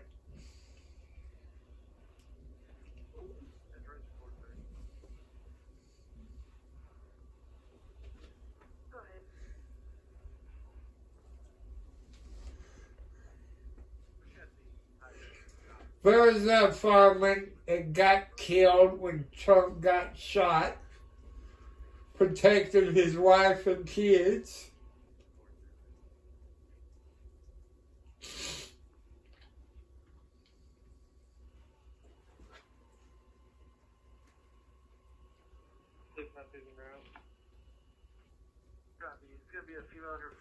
Well, got killed in Butler, Pennsylvania, if you all remember that, back in July. Couple of people got shot. Only one died, or two died. I forgot about the sniper. I blame the Secret Service and the local police department. They saw him. And if they would have done their job, that fireman would still be alive today if they'd done their job like they're supposed to. You know, I blame the police department or Secret Service, you know, for screwing up.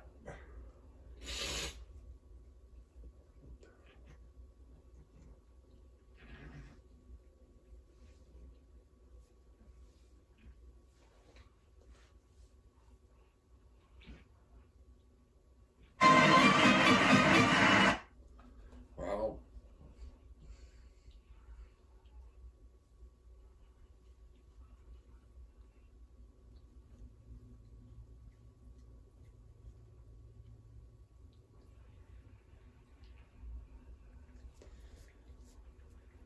he must change jackets because his other jacket had a pin on it of the American flag. He ain't got it on this time.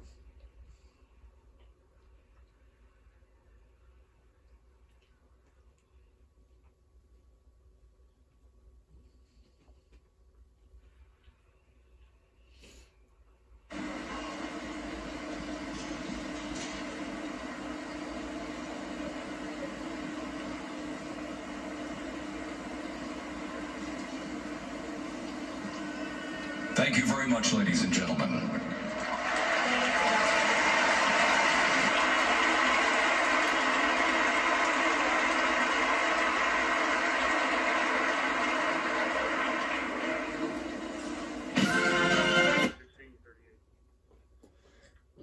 I wish they'd let me know before they play the music.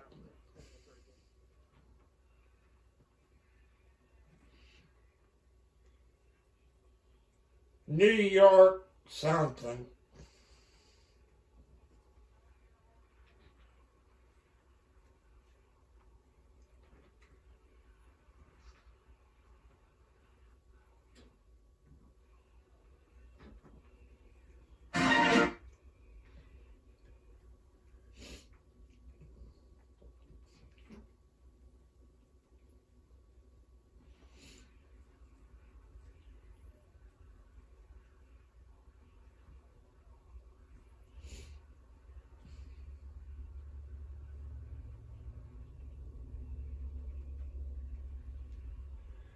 Maybe it's ROTC, maybe? I didn't catch it.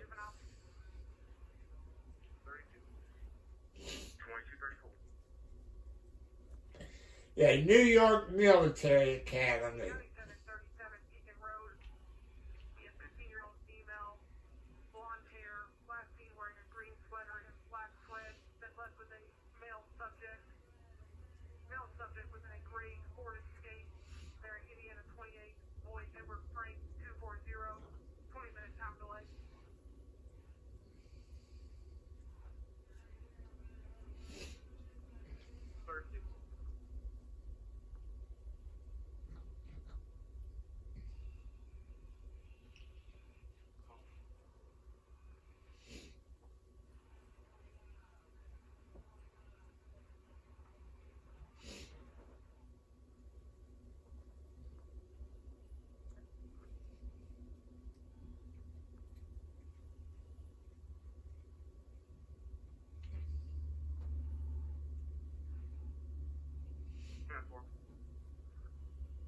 If you want to start out towards Georgetown, I'll make contact with the residents here.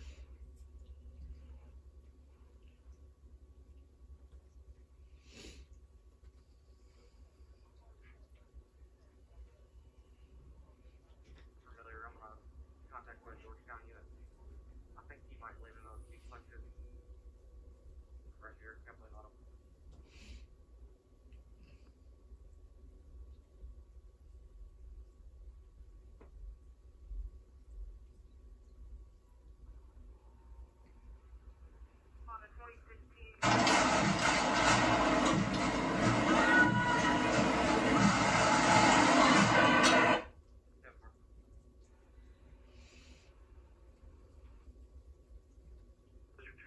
Call Admore Campground, 24 Devon Admore Lane, lot 67, time out 1736. 17% through.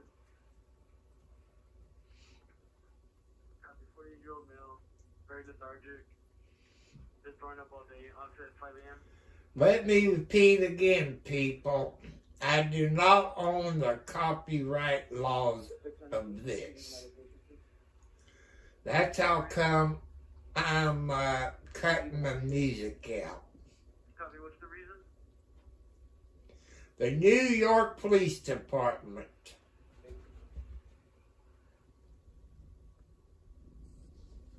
So let you know, I do not own the copyrights to this.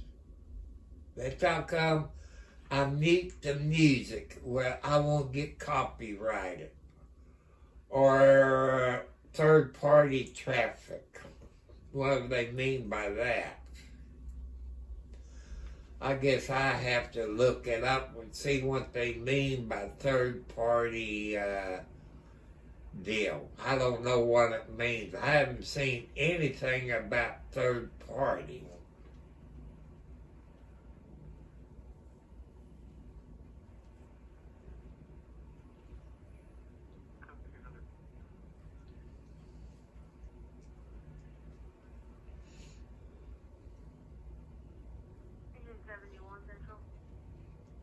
Well, they got some big guys there.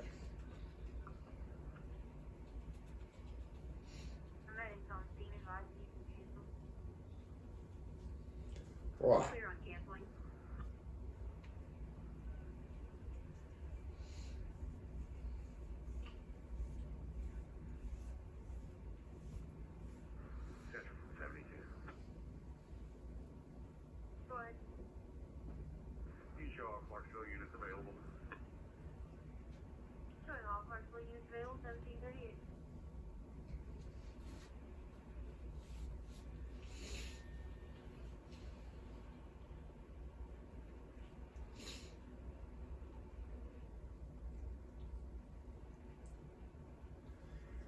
People, give me the thumbs up if you like this. Hit the subscribe bell. Subscribe to my YouTube channel.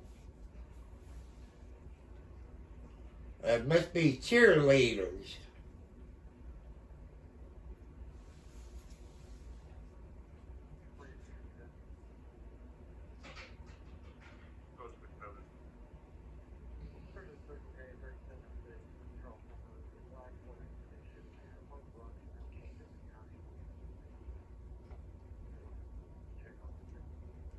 Middletown High School marching band and cheer. Middletown, Ohio.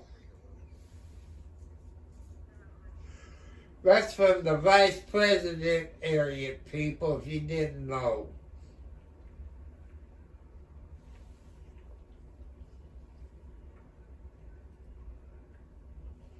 That must be where Vice President Vance went to school.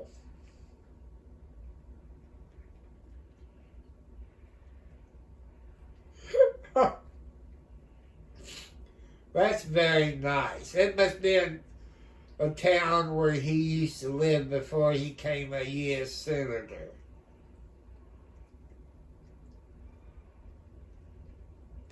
They got pretty good uniforms.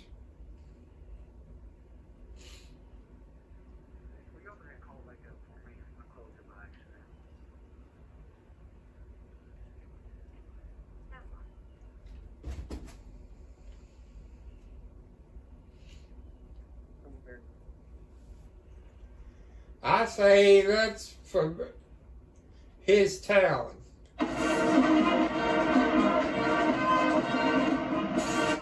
Okay, that's only about a second or two.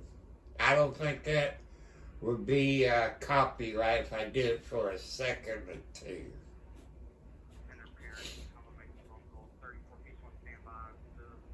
But I'm not a lawyer.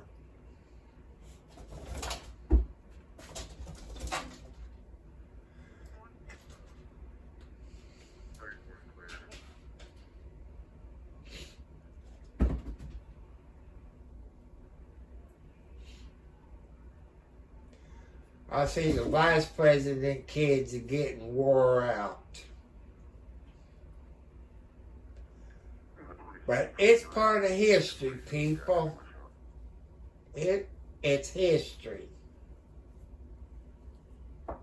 Blue GMC, he's stuck on ice in the parking lot, is requesting an officer.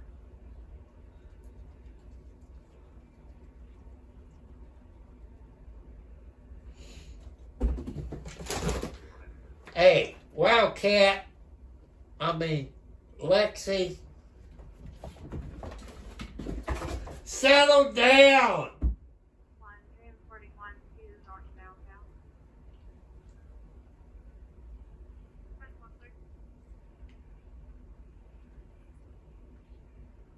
That looks like a saxophone.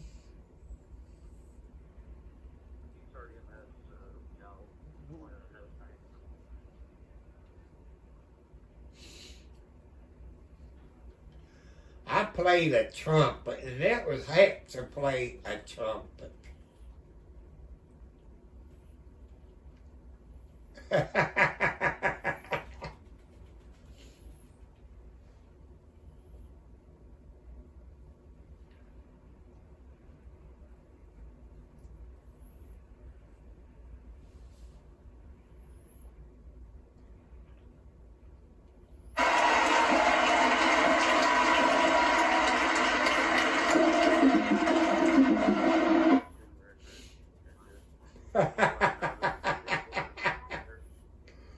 This is something that the vice president kids is not going to forget. When his term is up, them kids will be 4 years older. This is something they're never going to forget, people.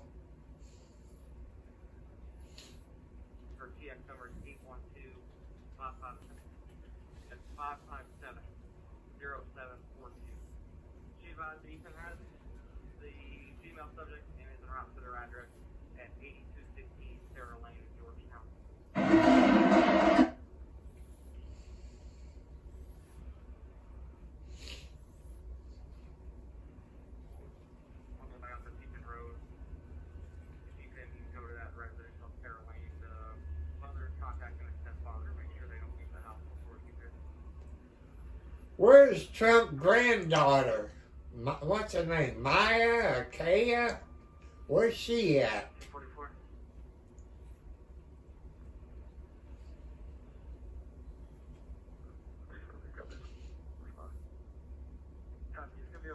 Florida firefighters, pipes, and drums. They're from Florida, since that's where Trump lives, Florida.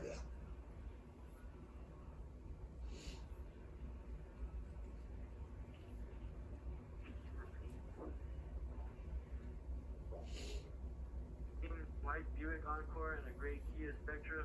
There's a juvenile with nose pain.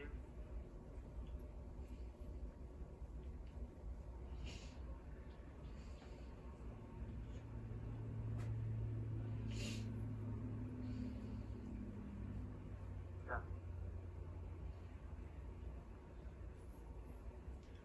Cute ladies.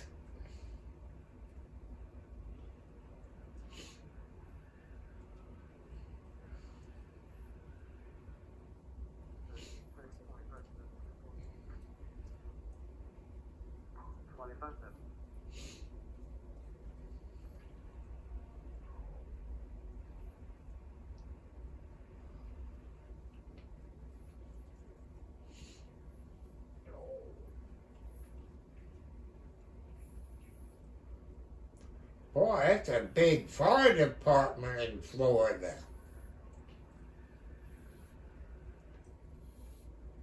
Must be from work, from his city.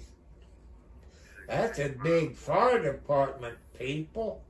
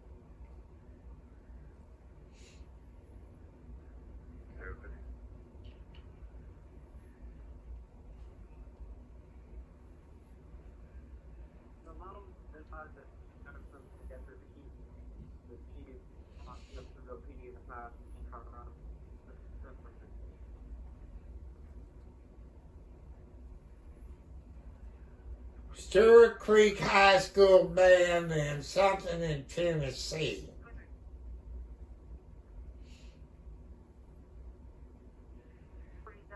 White male, red shirt, black hat, going door-to-door knocking.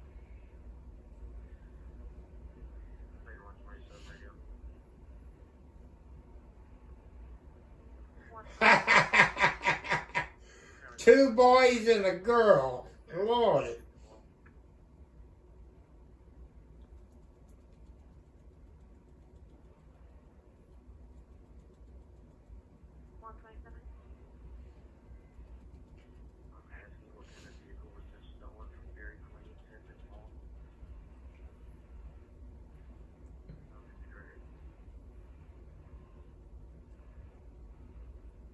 Dark blue Toyota RAV4. East to west now on 10.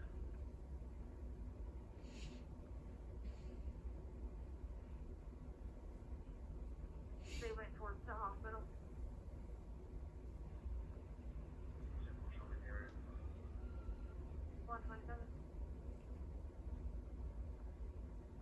Lord, it's a big band.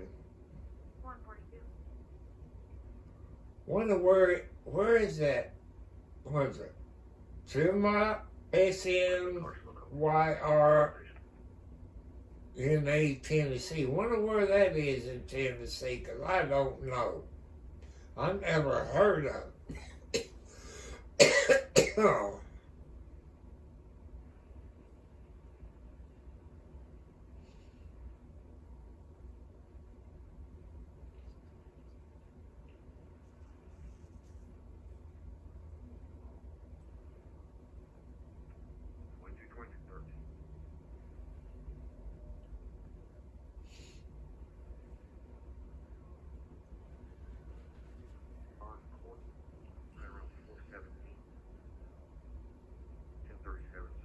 Stewart Creek High School Band.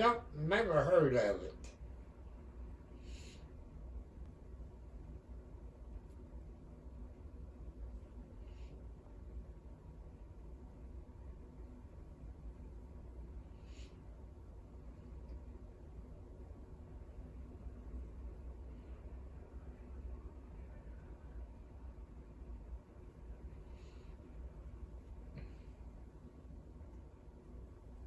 Charlie units, are you clear on? Man, they look like they're scared to death.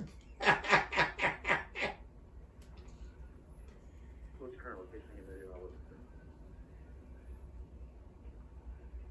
It's taken from the Dairy Queen on Kimpton Wall. They advised it went towards the hospital, possibly towards Brown Station.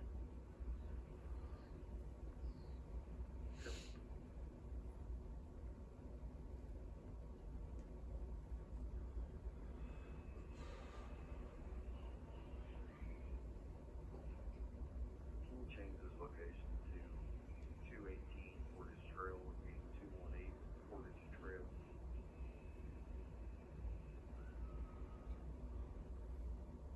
Thank you.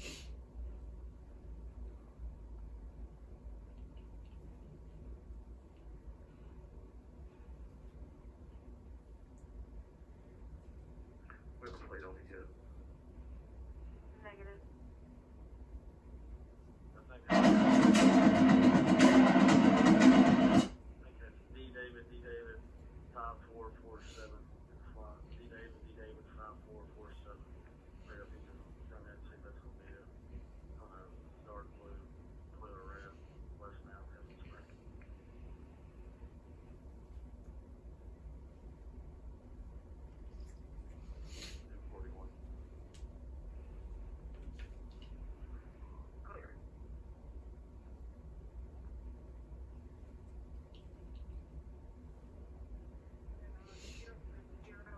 Happy birthday, anybody born on this date, and a happy anniversary if you got married on this date. This is history. You only see this every 4 years. 3619 in Pearl. 3619.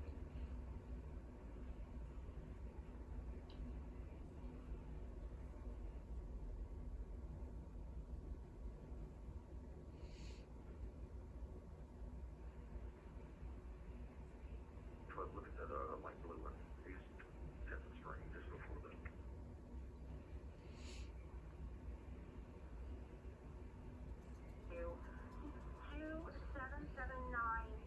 Mississippi Valley State University. Twice today, hit his head. He is not alert and is slurring his words. Oh Lord, if I do that the way they done, I'll break some bones.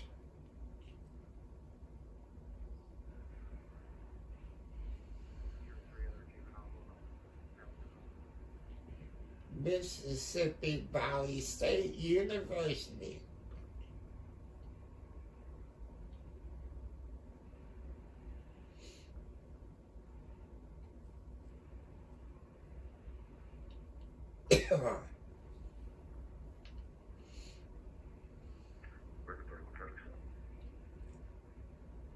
Major 31. Indiana, Charlie Samboy, 793. Charlie Samboy, 793. Court. Maybe that's where Vance went to college, I guess, or his wife. I'm guessing. I don't know.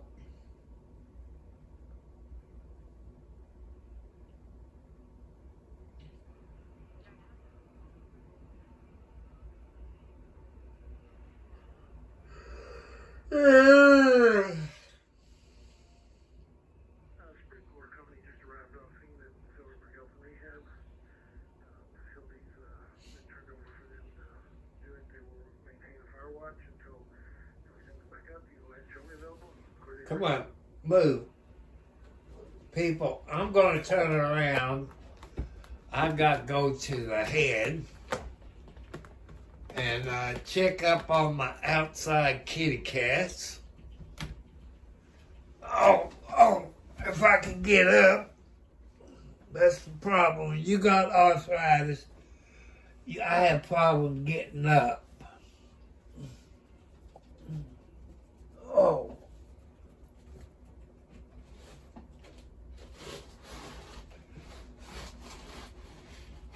That's been a hard day for me, people.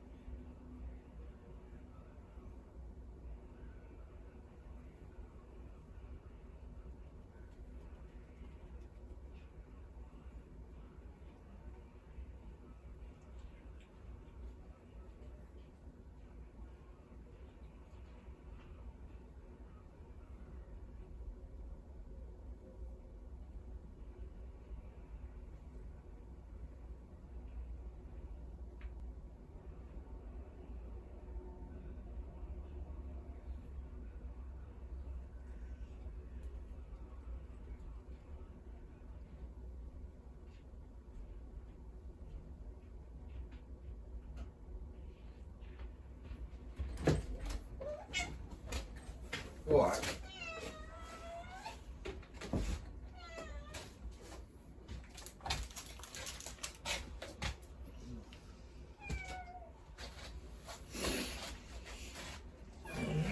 But kitty cats must be sleeping because they're not in the box, so they're sleeping.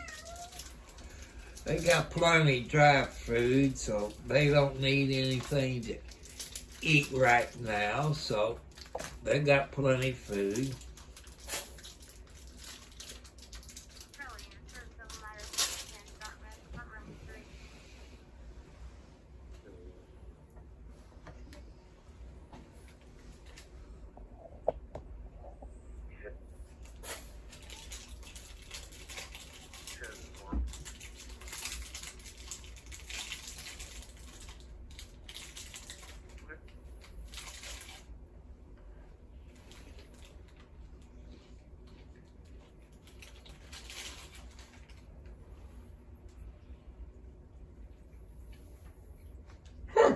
Look at that.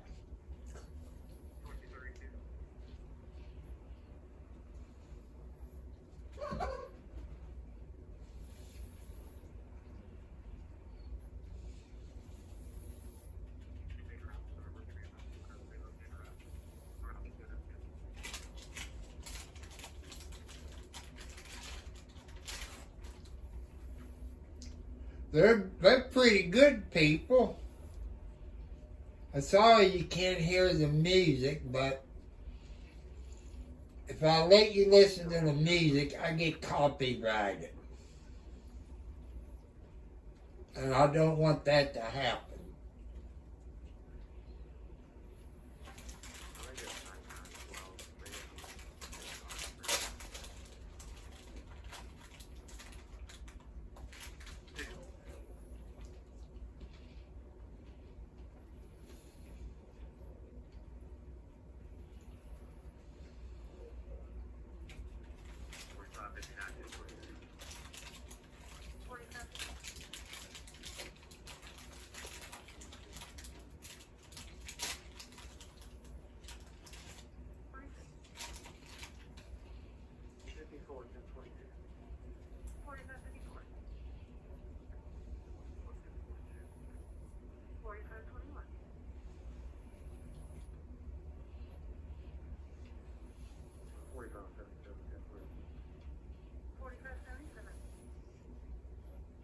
45-3, 10-42.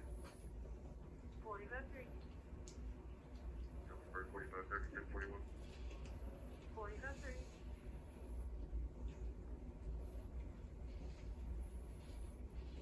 Talk 11, 10-40. 40-11. So, 40, 43, 46. Boy, it's a big band.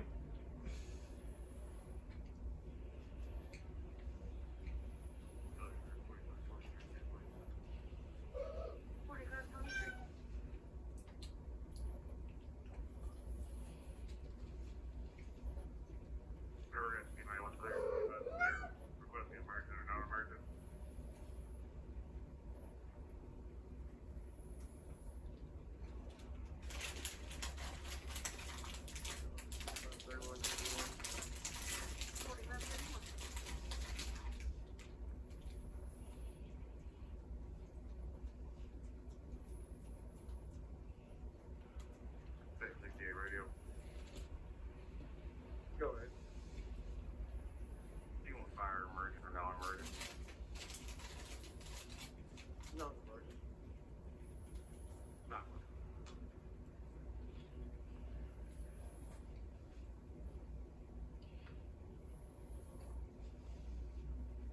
Last name, Oakland, Ocean, Adam, King, Lincoln, Adam, Nora, David.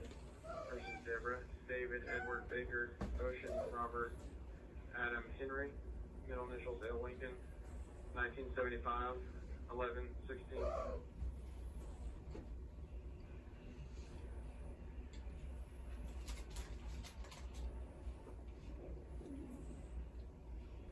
Crusher to Fairbanks and Marshall. Repeat number 673, transition 1 for Brady Difficulty 207 eastbound Boulevard. Time out 1802.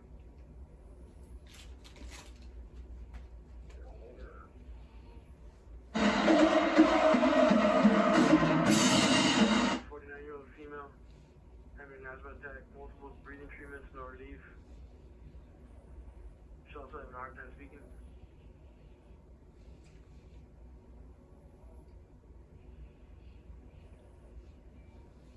Radio. Show me out here.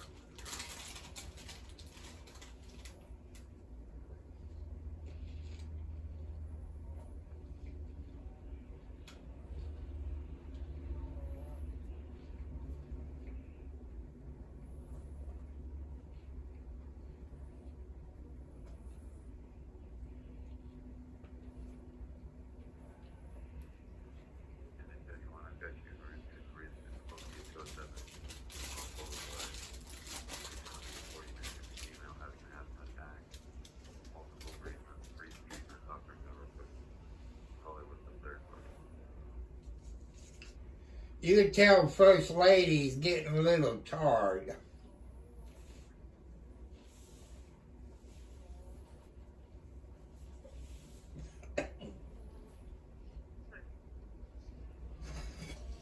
It gotta be hard on her, people.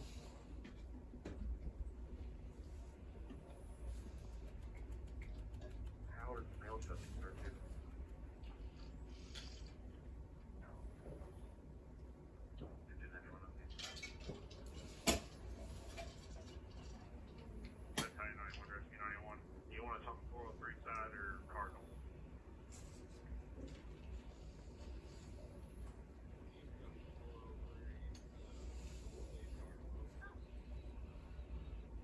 Click. Matter of fact, you want to come into JC parking lot. Not click.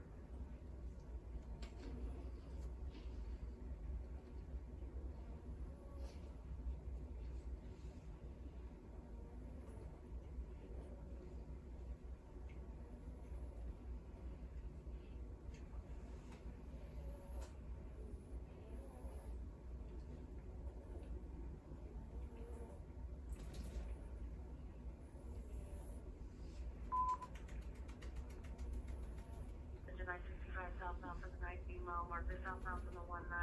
Investigate for reckless driving, a white cat semi-white trailer, white cat semi-white trailer, Texas registration, V Victor, and Nora, Z Zebra,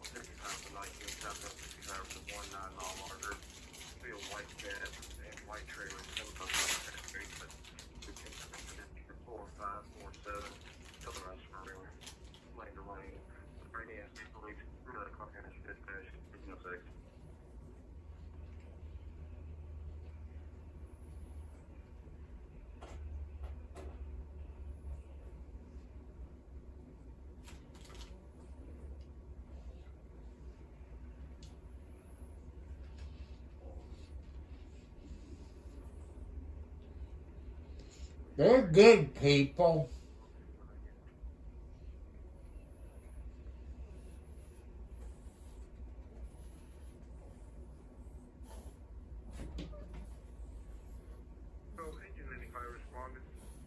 They're very good. I've seen other bands, but they're good people.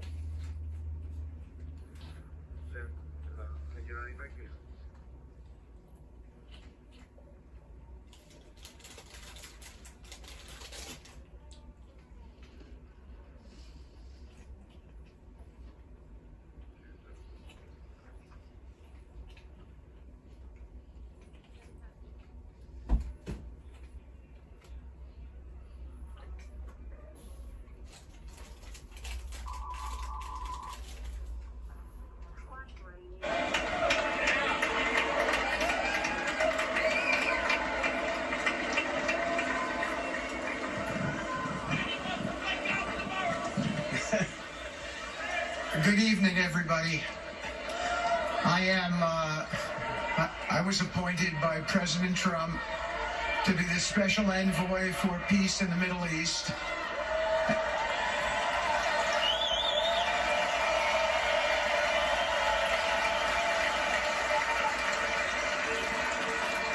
And I'd like to describe to you some of the things we're doing and how it informs on President Trump's policies. First of all, it is an honor to stand before you today as I reflect on the enormity of the role that President Trump has tasked me with. I am constantly reminded of the privilege it is to serve under the leadership of my boss, President Donald J. Trump.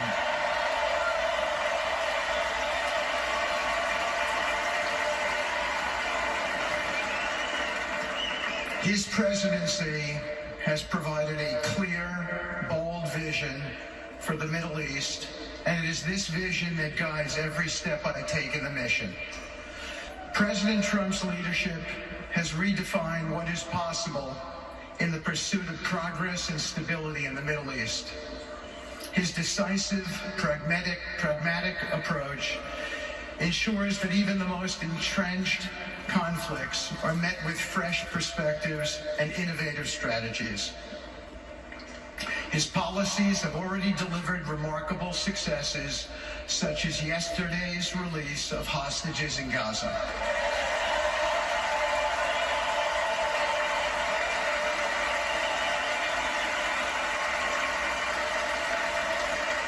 Thank you.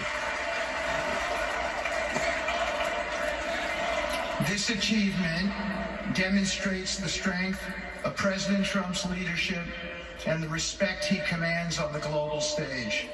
It is yet another example of his ability to deliver results in the most complex and challenging situations.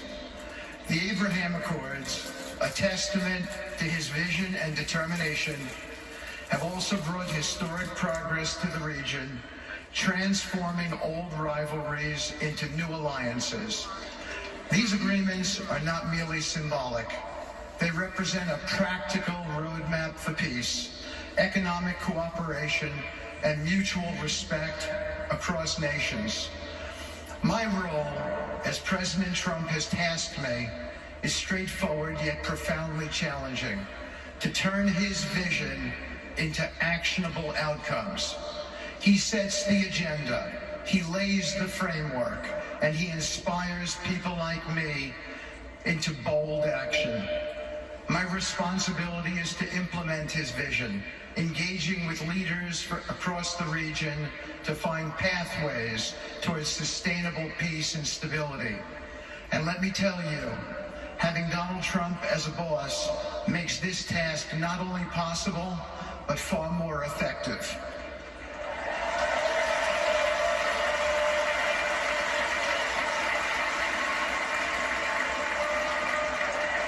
President Trump's reputation as a leader who delivers results resonates far beyond Washington. Leaders in the Middle East know he means what he says. His ability to cut through bureaucratic gridlock and focus on tangible results is the game changer. It allows me to approach delicate negotiations with the confidence that the full weight of the United States is behind me. The principles President Trump has laid out for our approach to the Middle East and foreign policy in general are fourfold, and they are clear. 1, respect for sovereignty. Every nation deserves the right to determine its own destiny, free from the interference of external powers. 2, economic prosperity as a bridge to stability.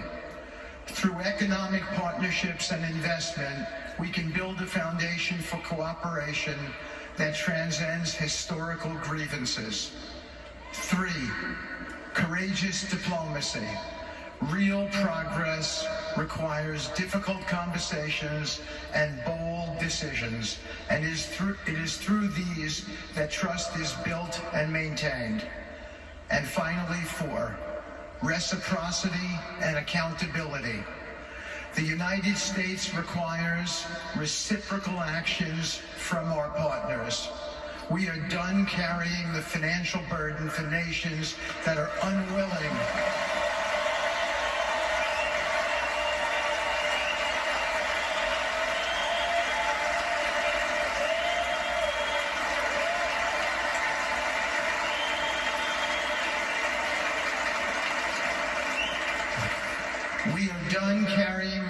financial burden for nations that are unwilling to fund their own progress. The days of blank checks are over.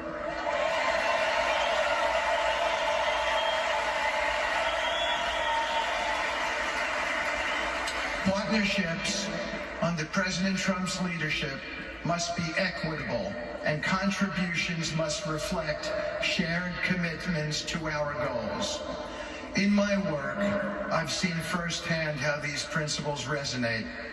They provide a foundation that transcends politics and speaks to the shared humanity of all people in a region.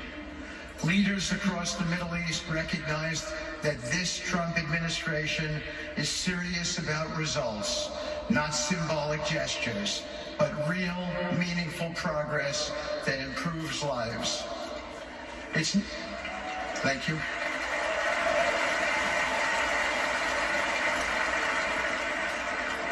It's not always easy. There are moments of deep challenge and frustration. Decades of mistrust cannot be undone overnight. Yet I take comfort in knowing that I am not in this alone. President Trump's clarity of vision ensures that I never have to question what success looks like. His leadership provides the confidence and direction necessary to navigate these complexities.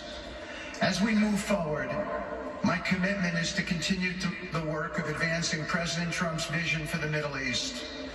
Whether through expanding the Abraham Peace Accords, fostering economic development, or facilitating dialogue between long-standing adversaries, my focus remains on actionable results. Let me close by saying this. A stable and prosperous Middle East is not an unattainable dream. It is a goal within our reach, made possible by strong leadership and unwavering commitment. Under President Trump's guidance, we are proving that the impossible can become reality. Thank you, but I have one more thing to say. We have some special people for me to introduce you to tonight. President Trump has been talking to them as well. They are the families of hostages from Israel who have been in Gaza for the last year and a half. There are many of them here today.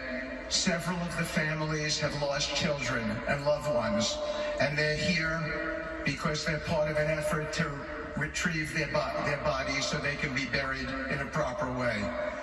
Several have children who are still in captivity. There is an American family here whose loved one is scheduled to come out in 14 days, and they're going to be meeting the president tonight. So let's give them all some love and a big hand. Come on up.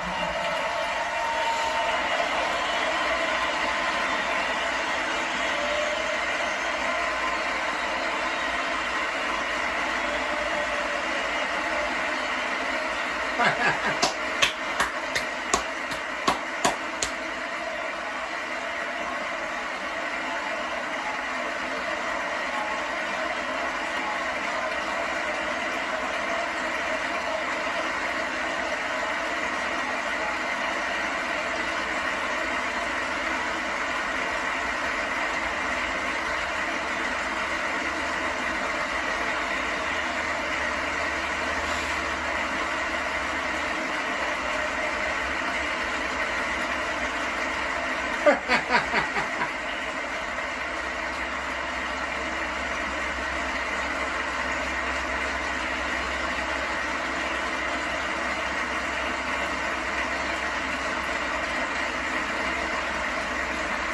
incredibly moving moment as Steve Witkoff, the president's envoy for peace in the Middle East, acknowledging the families of the hostages in Israel and then welcoming them on stage.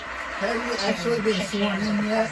Yeah. And as he said, meet with them later today. And Margaret, no doubt. That was hours ago. That was around President lunchtime. Trump helped push this deal along in the final hours of the Biden presidency. This deal, and also Nora, What do they have for before entertainment? that, the ceasefire in Lebanon. They was had out in bands the White from House to the Trump team Tennessee, to push them to Ohio. say, by the way, we want to get this done. Then they had It'll the be fire up to department, Desk, you know, help the support us, farmer help that got press the killed in Israelis, and July help show a united when front. Trump So got once on the shot. ceasefire in Lebanon, They and on was this there. tenuous ceasefire in Gaza, there was some coordination, which is pretty fascinating, from two extremely pro-Israel presidents, by the way. Extremely pro-Israel presidents, though there was the perception during the campaign that Democrats were less so because the progressive wing of the party and increasingly younger voters being critical of how brutal the war was, particularly when it came to the death toll of Palestinians. Biden didn't do a thing. They've been over there for a year and haven't done a blankety blank thing. Because they don't care. And that wasn't Trump cared. What these families have gone through. Of the United States, Donald J. Trump. And Nora, there are other Americans wrongfully detained that the Trump administration is working for in places like Afghanistan. The Biden administration in these final days unable to get 3 Americans out of Afghanistan. And I know the Trump team says they're on it. They are trying to pick up the See what surprised me about this here? And run with it on that front as Is well. that the Amish wrote it.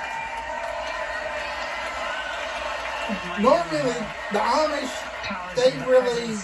they're not, they don't ever vote. Yeah. Just the pressure and diplomatic pressure that presidents can They usually stay out of it.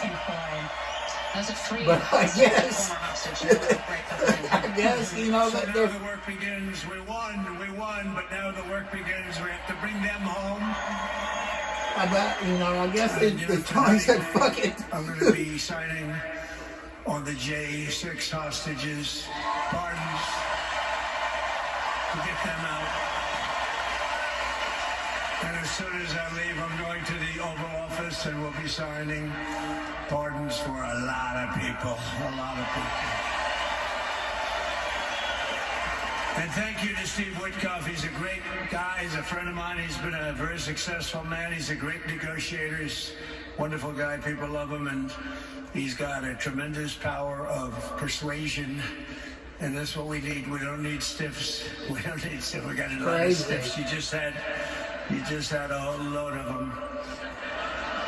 And to the former hostages with us today, welcome. Welcome home. Some of the folks that are former hostages, not a good situation. The 3 young ladies that came home yesterday, you saw that. They're more coming home every day now. They're coming home. But they were hurt. One had her hand blown off. Fingers on her hand, and her hand indeed was blown off. She was trying to defend herself from a bullet being fired. You believe this? A bullet knocked off her hand. I don't know. You look at it, it's a disgrace. We never stopped praying for you, and we're so glad that you're reunited with your friends and families, and God bless you all. And some of them are just saying, no, my son is gone, but please just bring home his body. Right, Steve? Many of you have told me that your son is gone, but bring home his body. It should have never happened. 3 years, it's ridiculous. Should have never happened. Wouldn't have happened. I also want to express my tremendous gratitude to the hundreds of thousands of proud American patriots who came from all across the country to join us in this celebration. It's a celebration of a big win.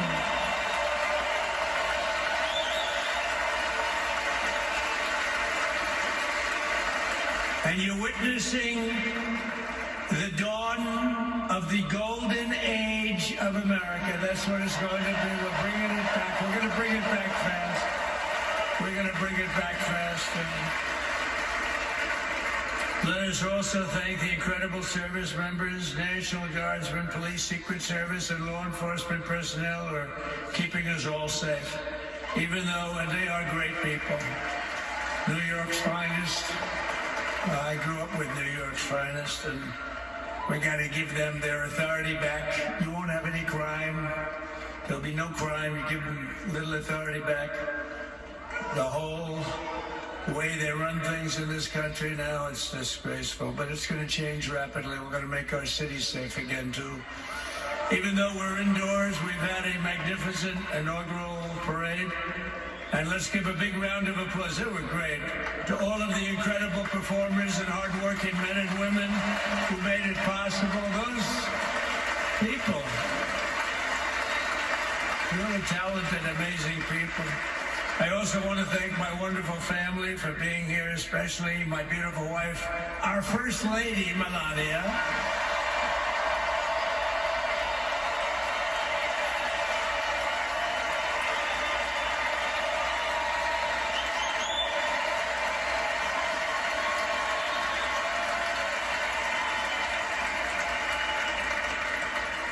I love our First Lady. And also, JD. How good has JD been? And his beautiful wife, Usha. How good is JD? JD has been great. He's another good negotiator, Steve. He's a great negotiator, too. We need negotiators in this country. But so many of the people on the stage behind, not only family members, as an example, Laura Trump, the wife of Eric. She was the head of the Republican Party, along with my friend Michael. Stand up, the two of you. What a job. What a job they did. They worked so hard. They knew they'd be rigging, but they said, we're going to make it too big to rig, and we did. We made it too big to rig. We won every swing state by a lot. We won the popular vote by millions and millions of votes. We won the whole ball of wax. And now we're going to go and drill, baby, drill, and do all the things that we've wanted to do and bring your costs down, your prices down, and make our country safe. So thank you very much, Michael. Thank you very much. What a job you've done, Michael. I'm never moving you, you know. He was thinking about getting a nice job in the administration. I said, no, I'm leaving you right where you are. You've done a very good job. We're not moving you, Michael. I'm sorry. Anyway, thank you very much. Appreciate it. Appreciate it very much. Right here with us also in the arena, I'm about to sign some very important executive orders of our new administration.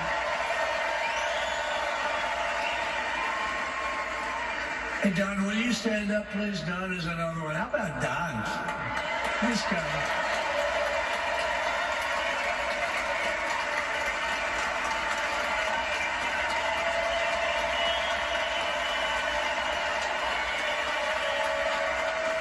He's a popular one. He goes out and speaks. He gets that big crowd. He's a little on the rough side sometimes. But that's what you want. He's done a fantastic job, and he loves our country. Thanks, Don. Great job. You've done a great job. And Ivanka.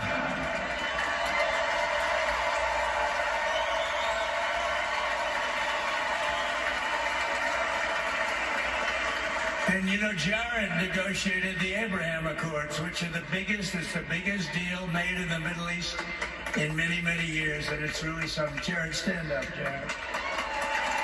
The Abraham Accords.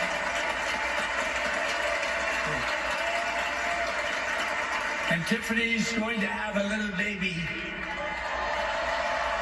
And Michael.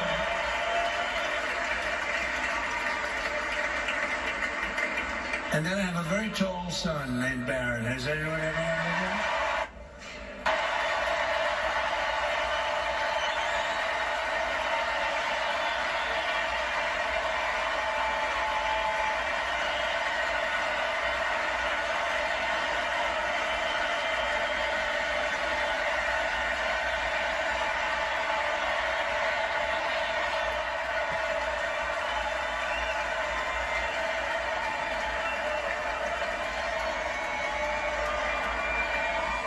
Thank you.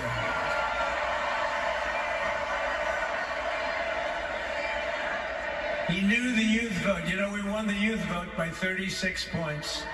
And he was saying, Dad, you got to go out and do this one and that one. And we did a lot of them. And he respects them all. He understood them very well. And he said, Dad, you got to go out, do Joe Rogan, do all these guys. And we did.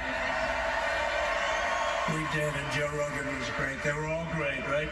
Aaron, they were all good. He understood the market. Another famous one. How about Kai? Stand up, Kai. Where's Kai?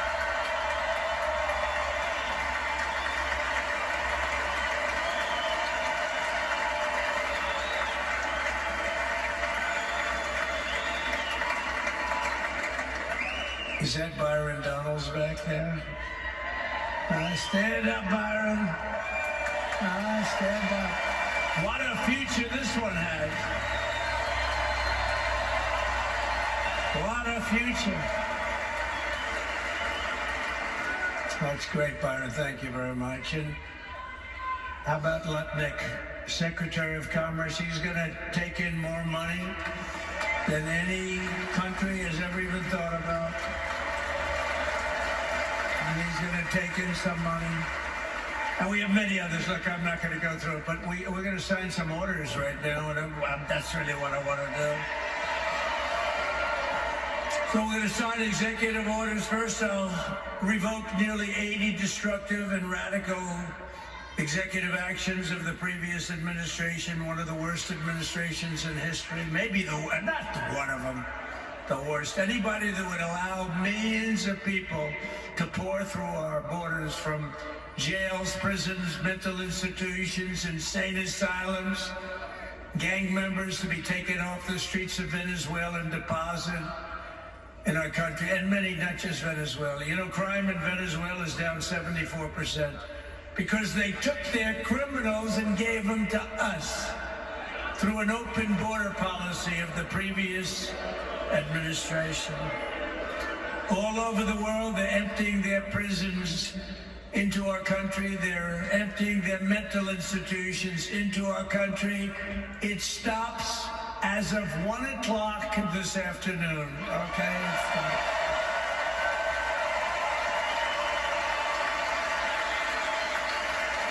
So I'm revoking nearly 80 destructive, radical executive actions of the previous administration. They'll all be null and void within about, 5 minutes? Is that them over there? 5 minutes? And next, to gain immediate control of the vast federal out-of-control bureaucracy, I will implement an immediate regulation freeze, which will stop Biden bureaucrats from continuing to regulate. Most of those bureaucrats are being fired. They're gone.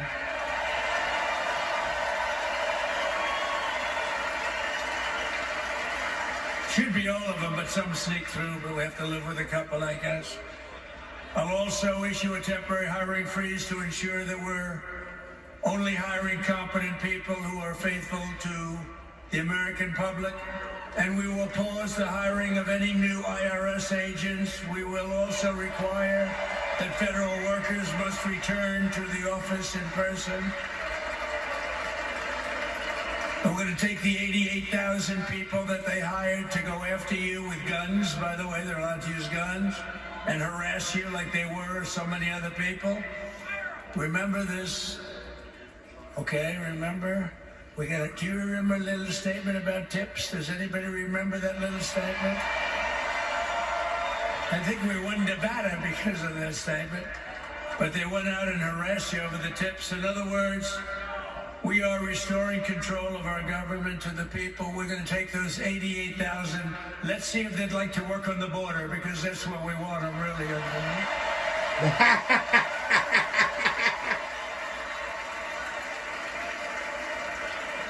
So we're going to have no tax on tips, right? No tax on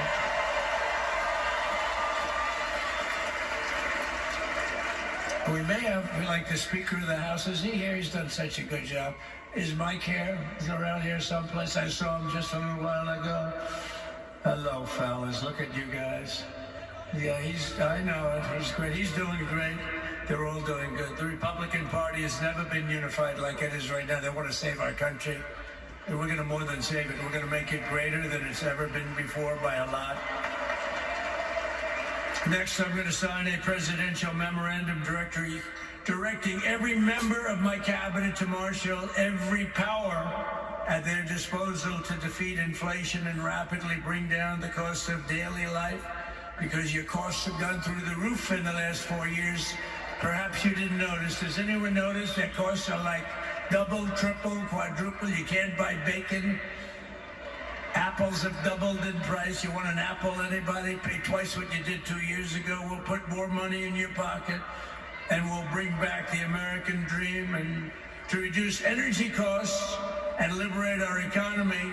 So we have more oil and gas than any country in the world, and we're going to use it. We're not going to do the wind thing. Wind. Big ugly windmills, they ruin your neighborhood, they ruin you. If you have a house that's near a windmill, guess what? Your house is worth less than half. And did you see up in New England with the whales? You see what's happening? So they had 2 whales killed in about 14 years. Last year and the year before, total, they had 28.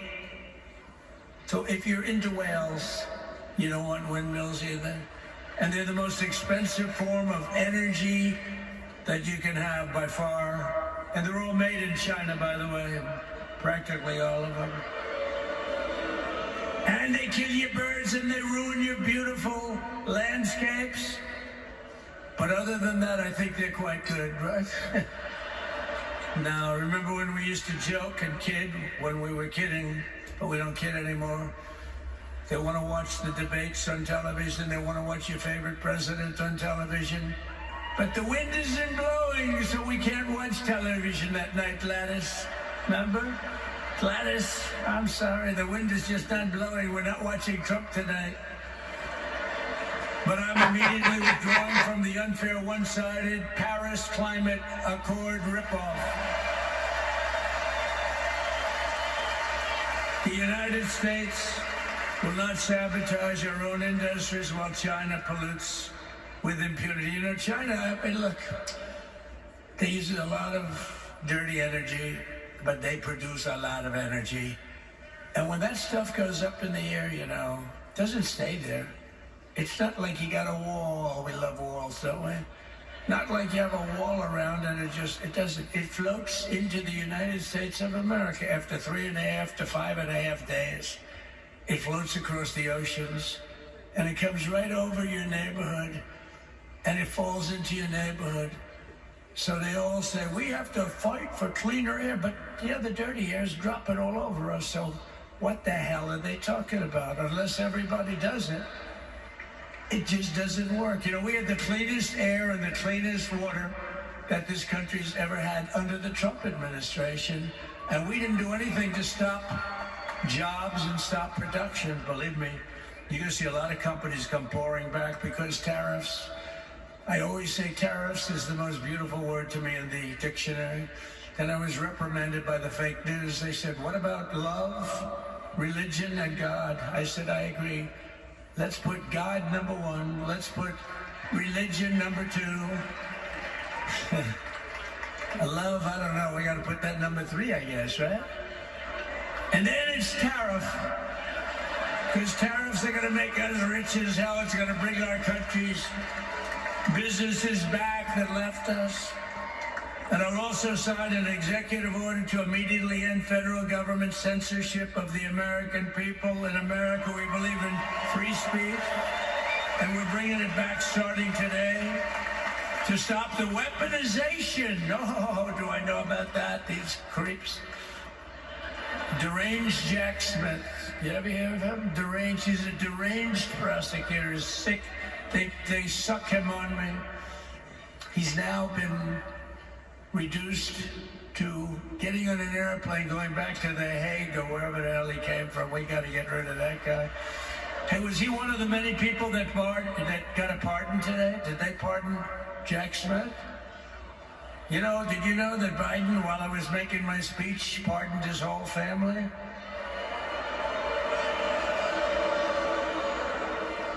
The brother, The whole deal was pardoned. Can you imagine that? While I was making my speech, did everybody hear my speech? Did you like my speech?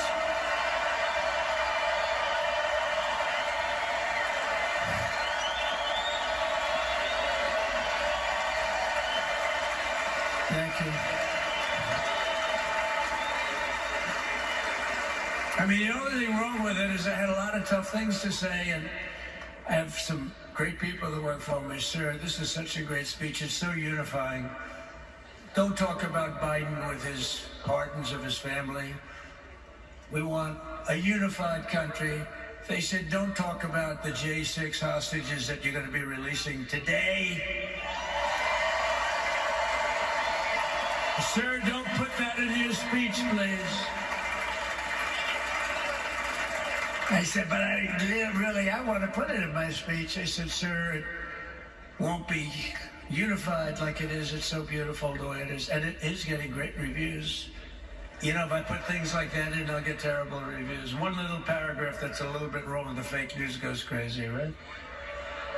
So I said, all right, I won't put it in my speech, but you know what? I'm speaking in front of a hell of a lot of people at a place called Capital One Arena, and I'll talk about it there. So we're going to be going over the beautiful Oval Office, one of the great offices in history. Even if it wasn't beautiful, it's the Oval Office, but it is beautiful. And we love the Oval Office. It all starts with the wars start and end there. Everything starts and ends at the Oval Office. We love it. But we're going to go to the Oval Office. We're going to release our great hostages that didn't do, for the most part, they didn't do stuff wrong. You take a look at what went on.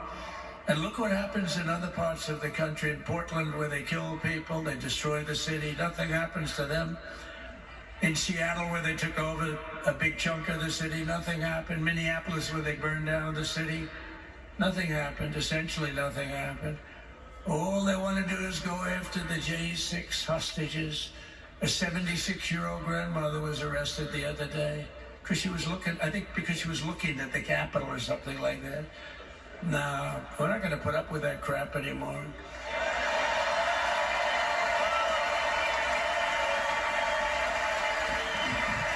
And to stop the weaponization of law enforcement, I've been investigated more than any human being in the world. I believe I have the all-time record. Every day a subpoena. Every single day we get subpoenas. I was more than any person. Alphonse Capone, remember I used to talk about him? Now, Alphonse Capone, Scarface, he was a pretty rough guy. He was investigated about 1/100th what Trump was investigated. My father's looking down at me, my mother, how the hell did this happen? You know what it is? They investigated their political opponent, the opponent of Biden, and then ultimately Kamala. Has anyone ever heard of Kamala?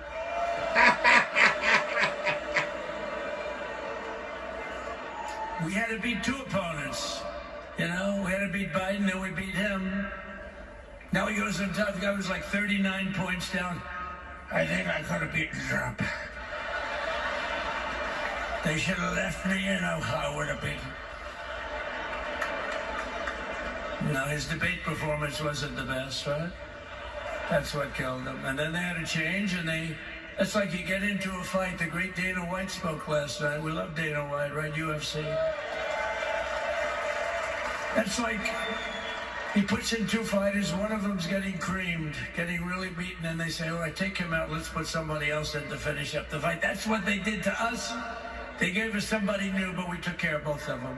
So we beat actually two opponents. But to stop the weaponization of law enforcement and our government, I will also sign an order directing every federal agency to preserve all records pertaining to political persecutions under the last administration, of which there were many, and beginning the process of exposing any and all abuses of power, even though he's pardoned many of these people. Can you believe it? He's pardoned them. You know why he did it while I was speaking? Because that way I couldn't speak about it. I was speaking. I didn't know he did it. I finished my speech, and they said, sir, he pardoned his whole family. I said, oh, can I go back out there and talk about it? Somehow that wouldn't be very elegant. Our First Lady would say, please don't do that. But we have plenty of time to talk about it, and we will. We're doing all of this on our very first day in office. You know, don't forget, we've been in this position, really, where we won the primaries in record time. It was the fastest win of a primary ever in political history, which is a very nice thing. It's nice to know. Well, the second election was rigged, so we knew we were doing well. And if it wasn't, you know what? If it wasn't, I would have never run. But this third one was just a monster. Boy, was that a big one, huh? That was a big one. On the second one, we got like 10 or 12 million votes more than the first one. How about that? We did great on the first one.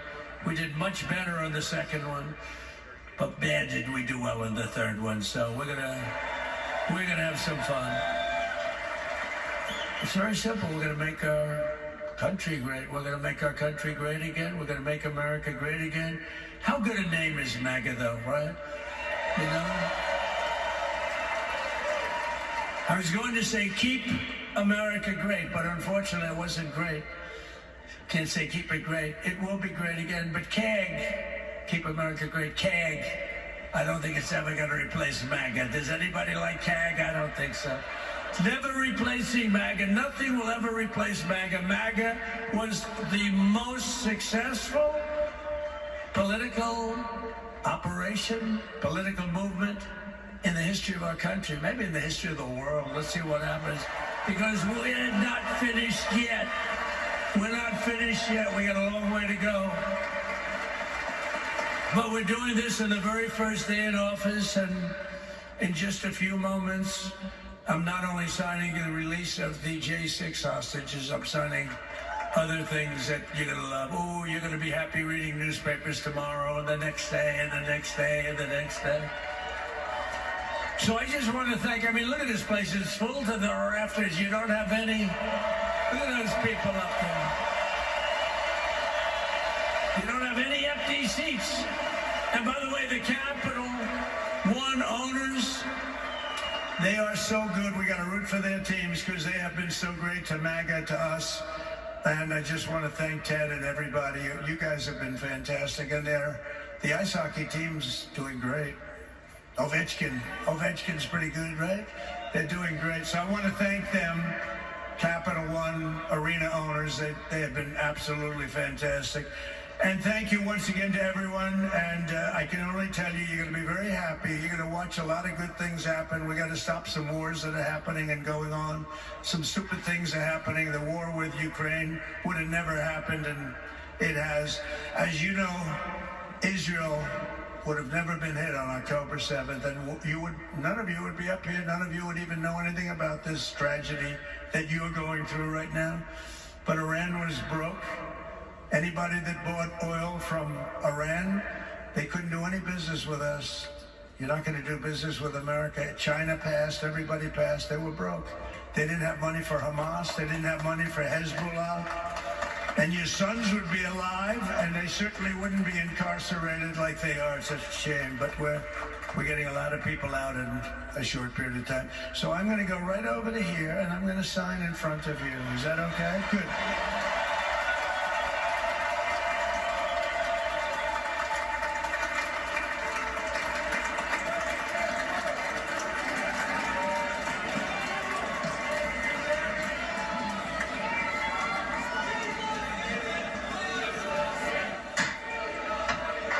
President of the United States, speaking there to thunderous applause of the crowd there, and now shaking the hands of many of the families of these Israeli hostages. Nora, just also wanted to point out, at the very end, there's a young boy, probably around 14 years old, with curly brown hair, and that is the Corbett family there. That is Ryan Corbett's wife and his 3 children. He is one of the Americans that I was telling you about who is being held captive by the Taliban, and the U.S. was trying to get back. So that's not just Israeli hostages now. Those are the children of one of the American prisoners being held by the Taliban. And no doubt the families of these hostages grateful to both President Trump and President Biden for their efforts to help bring their family members home. But was there a bit of an uncomfortable moment here when he was sort of equating the hostages in Gaza with the J6 prisoners who have been convicted? I don't think we need to remind people just how brutal being in captivity, captive of Hamas and the associated terror organizations, held in underground tunnels, raped, taken against your will could be, versus the justice system having a day in court and actual charges and lawyers surrounding you. There is no comparison. Let's listen to what these executive orders are. President Trump is a regulatory freeze, as you announced in your speech, preventing bureaucrats from issuing any more regulations until we have full control of this, the government and this administration.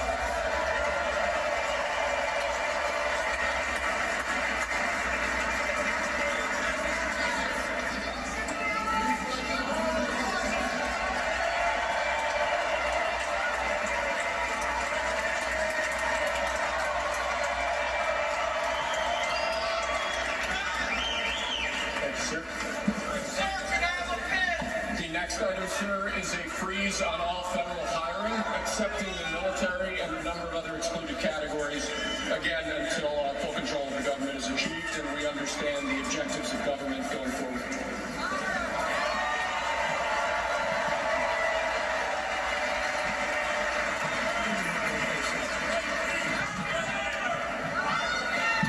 Could you imagine Biden doing this? I don't think so.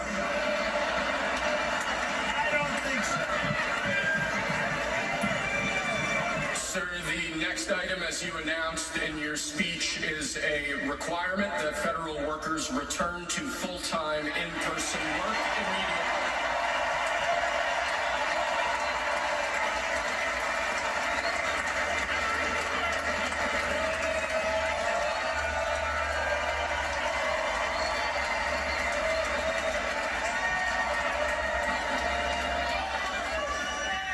Thank you, sir.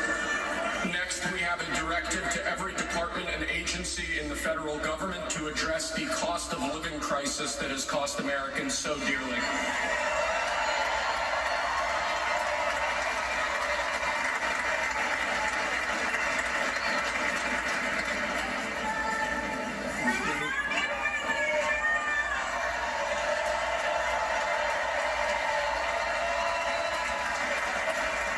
Thank you, sir. The next item here is the withdrawal from the Paris Climate Treaty.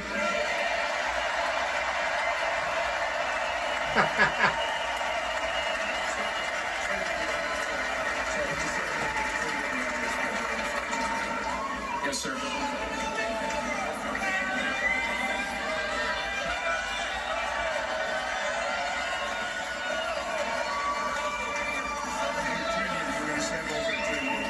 We're going to save over $1 trillion by withdrawing from that treaty.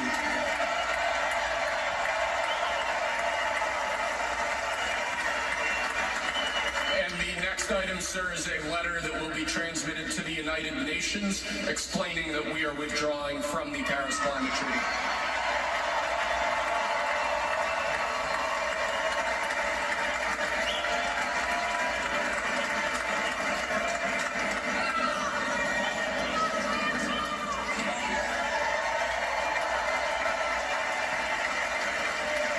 Thank you, sir.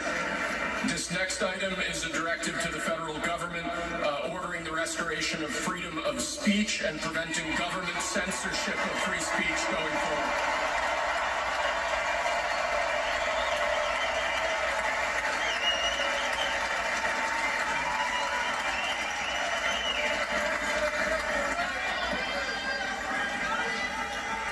And lastly, sir, before we go back to the Oval Office to sign a large number of other items, is a directive to the federal government ending the weaponization of government against the political adversaries of the previous administration, as we've seen.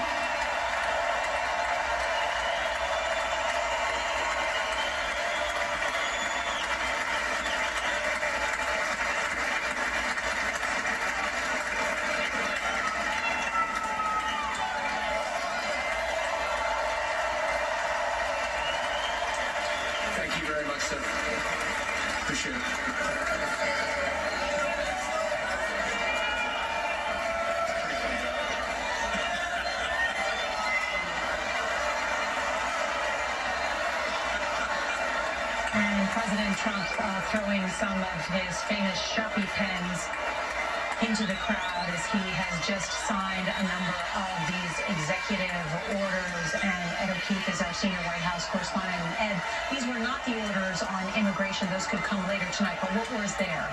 As we watched the presidential version of a T-shirt toss here in the arena, he essentially began by reversing a series of Biden-era policies. We don't know yet exactly which ones, but the aide there said 78 of them, and put a freeze on regulatory work by any federal agency, quote, until we have full control.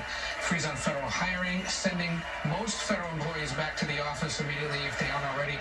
Important to point out that there are several big agencies like IRS or the Federal Trade Commission that have separate labor negotiations and agreements that actually are going to allow some employees to keep working from home, which he'll not like, but which is just reality. Withdrawing from the Paris Climate Treaty, and we are expecting later tonight the executive orders on immigration, and he teased there pardons for January 6th defendants. Remember, we said there are about 250 to 1,600 who have been imprisoned, incarcerated for violent offenses like violence against police officers on that day. But you heard the president there say pardons for them are coming, and incredibly equated those January 6th defendants with the hostages being held by Hamas. People, I want to thank you. Hello there. Sorry I didn't catch you. Ligner. God bless you all. I want to thank you. This is history. This is history. It only happens every 4 years. This is news. Freedom of speech.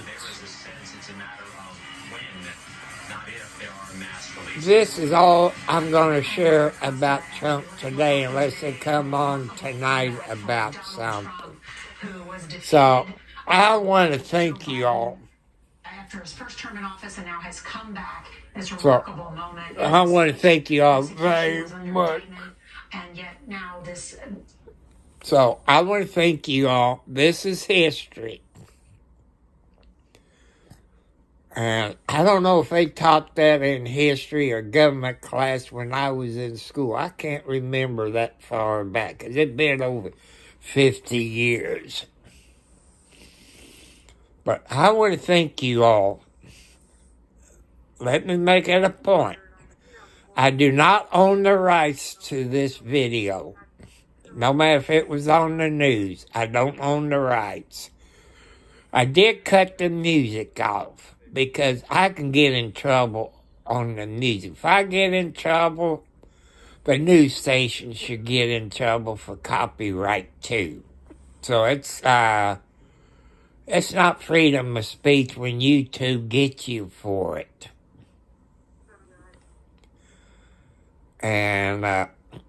And you just saw it. Trump signed something about the First Amendment, so YouTube can't dox me on what I did today. I don't know which one of the 3 videos I've done. But under Trump thing, that make what YouTube done to me today illegal. Under the First Amendment. So YouTube, give me what you did back, because it is illegal under the First Amendment rights and the news media. You saw what Trump just did, YouTube. So anything about freedom of speech, you can't get me on, or anybody else on. So, I've been on here a total of probably 10 hours today.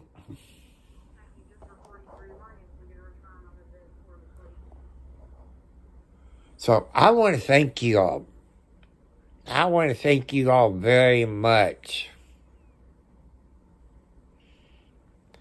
God bless America. Put your faith in God. God wants you to make America great again by putting your faith into God. That's what you got to do. Put your faith into God. But you're going to see changes in the next 30 to 60 days. You know, you see gasoline prices go down. You know, why do we have to buy our oil from those countries? I know for a fact, people, here in Indiana and Kentucky, we've got oil wells that have been shut down. We buy our oils from the other country. Why can't we use the oil we got right here in the United States? Our oil supply is down because of Biden. Really, building that oil supply up is supposed to be for the military, not anybody else. Because our military needs oil. They need jet fuel. They need diesel fuel. They need that. It's for the military, not everybody out there. That's my First Amendment rights. Since you two can't do anything now because it's illegal, they can get in trouble. Just like when YouTube got me on today, all I had to do is get on my cell phone, send Trump an email, and show him what you all done to me, and you all be in trouble because you can't do that. First Amendment rights, you can't do anything. It's illegal.